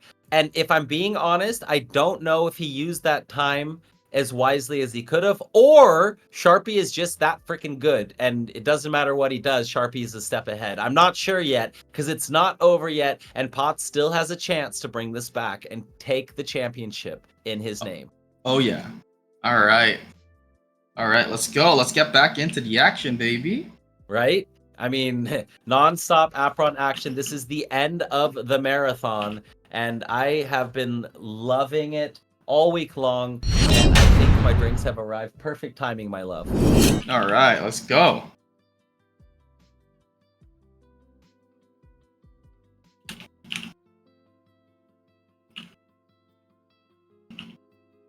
No. Sorry. Talking to my girlfriend. She brought me coffee and some juice to keep me going. Love All it. right, all Thank you. right. Thank you, baby. Thank you. I wasn't calling you baby. Sorry if I made you uncomfortable there for a second, honey. I mean, Biku. I mean, what? Who are you talking to? Now I'm talking to you. Oh, okay, honey. Jeez. Don't make it weird Mom. in front of your girlfriend, man. Mom. Mom. All right, Mom, Magic. Chief is hitting on me again. Chief. Mom. Biku is sorry. Sharpie is dropping bombs, literally magic bombs across, Potts's apostles and doing a lot of damage spread across all of them. Very, very nice start. When you want to, I don't know why he bunched him. Did he think Sharpie was going to play FC5? He bunched all of his units. I thought that was an anti-FC5 play. That could be an anti-FC5 play, but bunching up all of his units, I think that's the reason why the magic bomb is there too. But it looks like the advantage is still on the side of Sharpie, regardless of the desecrated ground. I'm not sure how he is actually winning all of these apostle skirmishes, but needless to say, at least he's starting off strong right now with a HP advantage. Now, my issue with Potestaten's playing right now is that he's killing off Sharpie's apostles way too early. You want at least one of them to stay alive so that you have something to heal off of. And oh my goodness, here's the bug. Getting the warrior stunned up while in the sky as he was jumping leaves him at the top. That's funny. And Sharpie standing on the EC5 a little bit there, giving Potts a little bit of health, giving him a little bit of damage. Little bit unnecessary, but minor things. Amazing cancels though. He's paying attention to what matters, and that is canceling these EC5s, keeping control on the map, getting rid of the apostles from. Oh my God, these words. The apostles from Potts. Apostles from Potts. Yes, exactly. And doing it all at the same time. But in the meantime, Sharpie is coming out and he is just dealing so much damage. You're seeing Potts drop down to one. Oh my goodness. And another cancel of the EC5. Sharpie is just unfreaking stoppable right now. That's true. Oh my God. So here's going to be using the tailwind, making sure the return does not get any value. The mage is ripe for the pickings. Please heal me back up. But the zip zap deals way too much damage. And Sharpie takes the first round of this grand finals. In freaking sane. I mean, the stamina coming out from Sharpie right now is quite impressive. He has been playing for quite some time, battling against many top competitors, and he is getting sharper and sharper and sharper. This Sharpie does not run out of ink. He does not run out of steam. He does not dry up. He continues on and he continues to deliver. So here we go. Game 2 in set 1 of this grand finals. All right, so the only person that was able to make Sharpie bleed this tournament was Philly, which was already eliminated. So it tells a lot as how Sharpie does make mistakes from time to time, but he is now focused. He is now going for the gold here in stylish fashion. So in the previous one last night, so this is technically the last region, right? We're only doing correct C and NA. Okay, C and NASA. Right. Correct. Only 2 regions in this one. The 3 region one is it's we can't quite handle that. All right. The prizes would get tiny, and they're just gonna have to, we're using rankings to try to deal with that. If you have a higher ranking coming into tournaments, you'll be able to get more hosts. So it'll give you ability to, earn your ranking, your seeding throughout seasons, throughout tournaments, etc. So step by step. But all right, Potts is getting smushed. Ooh. So much smush is coming out. The stun hits him. The auto comes out. He does get the EC5 down, but it doesn't look like it's going to be enough. He's so freaking low. Does get a little bit of a stun off. Throws up the zip zaps. Shields are up. He doesn't have any more apostles on the field to heal from, though. And now he's going to try to hide behind his own apostles. But no, the AC5 comes out and another Potts smush incoming. Sharpie is all over his face. It's like college all over again. College all over again. Draw anything in the face, a mustache or something, just not a, You know what I'm talking about. Yeah. I don't actually. What do you mean, Biku? I got drunk one time. You know what they fucking did to me? They put Andy in my foot, dude. Nice. Ni- That's funny. I had one. I went to school and I still had it all over my face. That was Oh my funny. gosh. And I got Really? and that because I woke up late, and then I got the person back, and I put a penis on the back of his arm, like at the elbow, above the elbow. You never look there, right? And so he was Uh-huh. walking around with that penis for at least 3 or 4 days, and everybody knew but him. So good times, good That's times. funny. That's All with a hilarious. Sharpie. All you need is a Sharpie and a good group of friends. Oh yeah. And a good group of friends for sure. Oh boy. All right, so Potts is now feeling the pressure. I would assume he is feeling a little bit nervous now and trying to figure out, how do I beat this guy? How do I come and take out Sharpie? He's the Grim Reaper. He seems to be the Grim Reaper. Oh yeah, he definitely is the Grim Reaper of this game. We saw it in a meme and it is now being shown in full force here. So I think it's time we jump into set number 2. Potts is gonna be trying to, dull Sharpie's tip, and it's not working so far. Sharpie is staying consistent, he's staying strong, and he's looking to get his third championship and second championship in a row. That He is won the third. He won top The third. 16. He won Zenith, and this would be top 8. Yep. So that would be his third streamed event in a row where he brings home the bacon. Oh yeah, let us go, baby. Throw that bacon in the pan, fry it up, because Yummers. Sharpie is your man. Yummers. Anyway, so will Sharpie take this to a match point sweep? Okay, wait. Potestaten bringing in 3 warriors and a single mage. He's back on the AC5 for sure. There's no way he is playing up. Yep, there it is. Yep, like I said, AC5 once again back for Potestaten. He has been playing different apostles, different comps lately, and it looks like he's just gonna settle with this. He's gonna try to beat him as to how Sharpie has beaten the same. Karsts has not won a single time against Sharpie. So what makes this any different? I don't know. I feel like you're going into Sharpie's like one of his best matchups here. This is going to be very, very difficult. Potts has the skills. We know he has what it takes. There's a reason he's in this finals. He is the winner's bracket champion, and that's why he's getting the second chance to take Sharpie down. But Sharpie has just been untouchable. So now he's going to go for the mirror match. And let's see if he can play the Twinkle Toes game and he can get Sharpie into a position where, Sharpie's feeling some pressure again.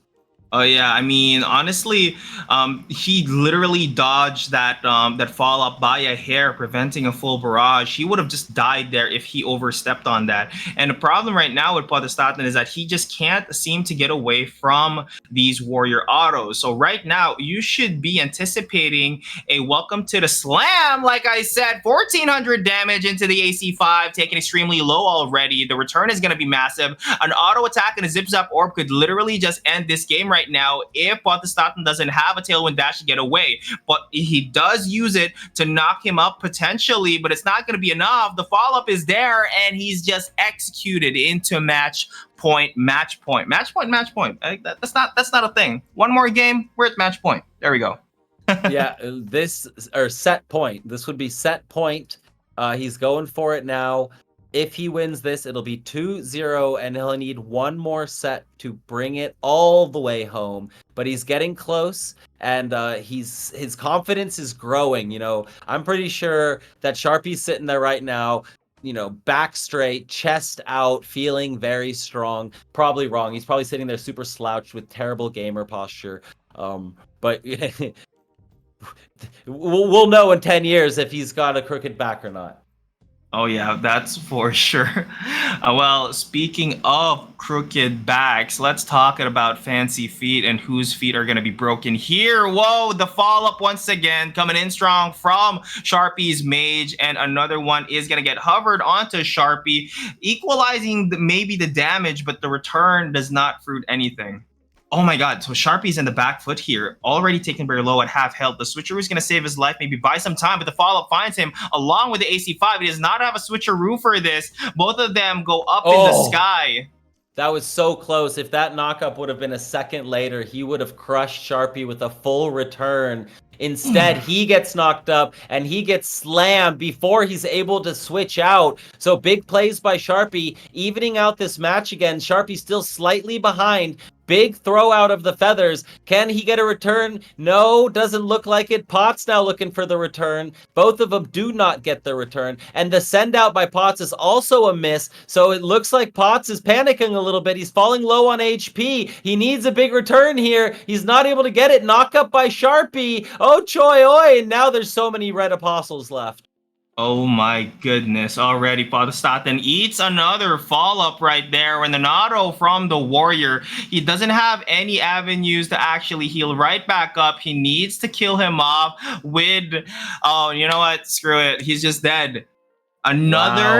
Another sweep again from Sharpie, maybe. It's insane how much damage he can pull off just because of these warriors. There is no safe spot for you. You got to watch out for the follow-up because the follow-up goes into the welcome to the slam. If it's not the welcome to the slam, it's the AC5. If it's not the AC5, it's either or vice versa, you know?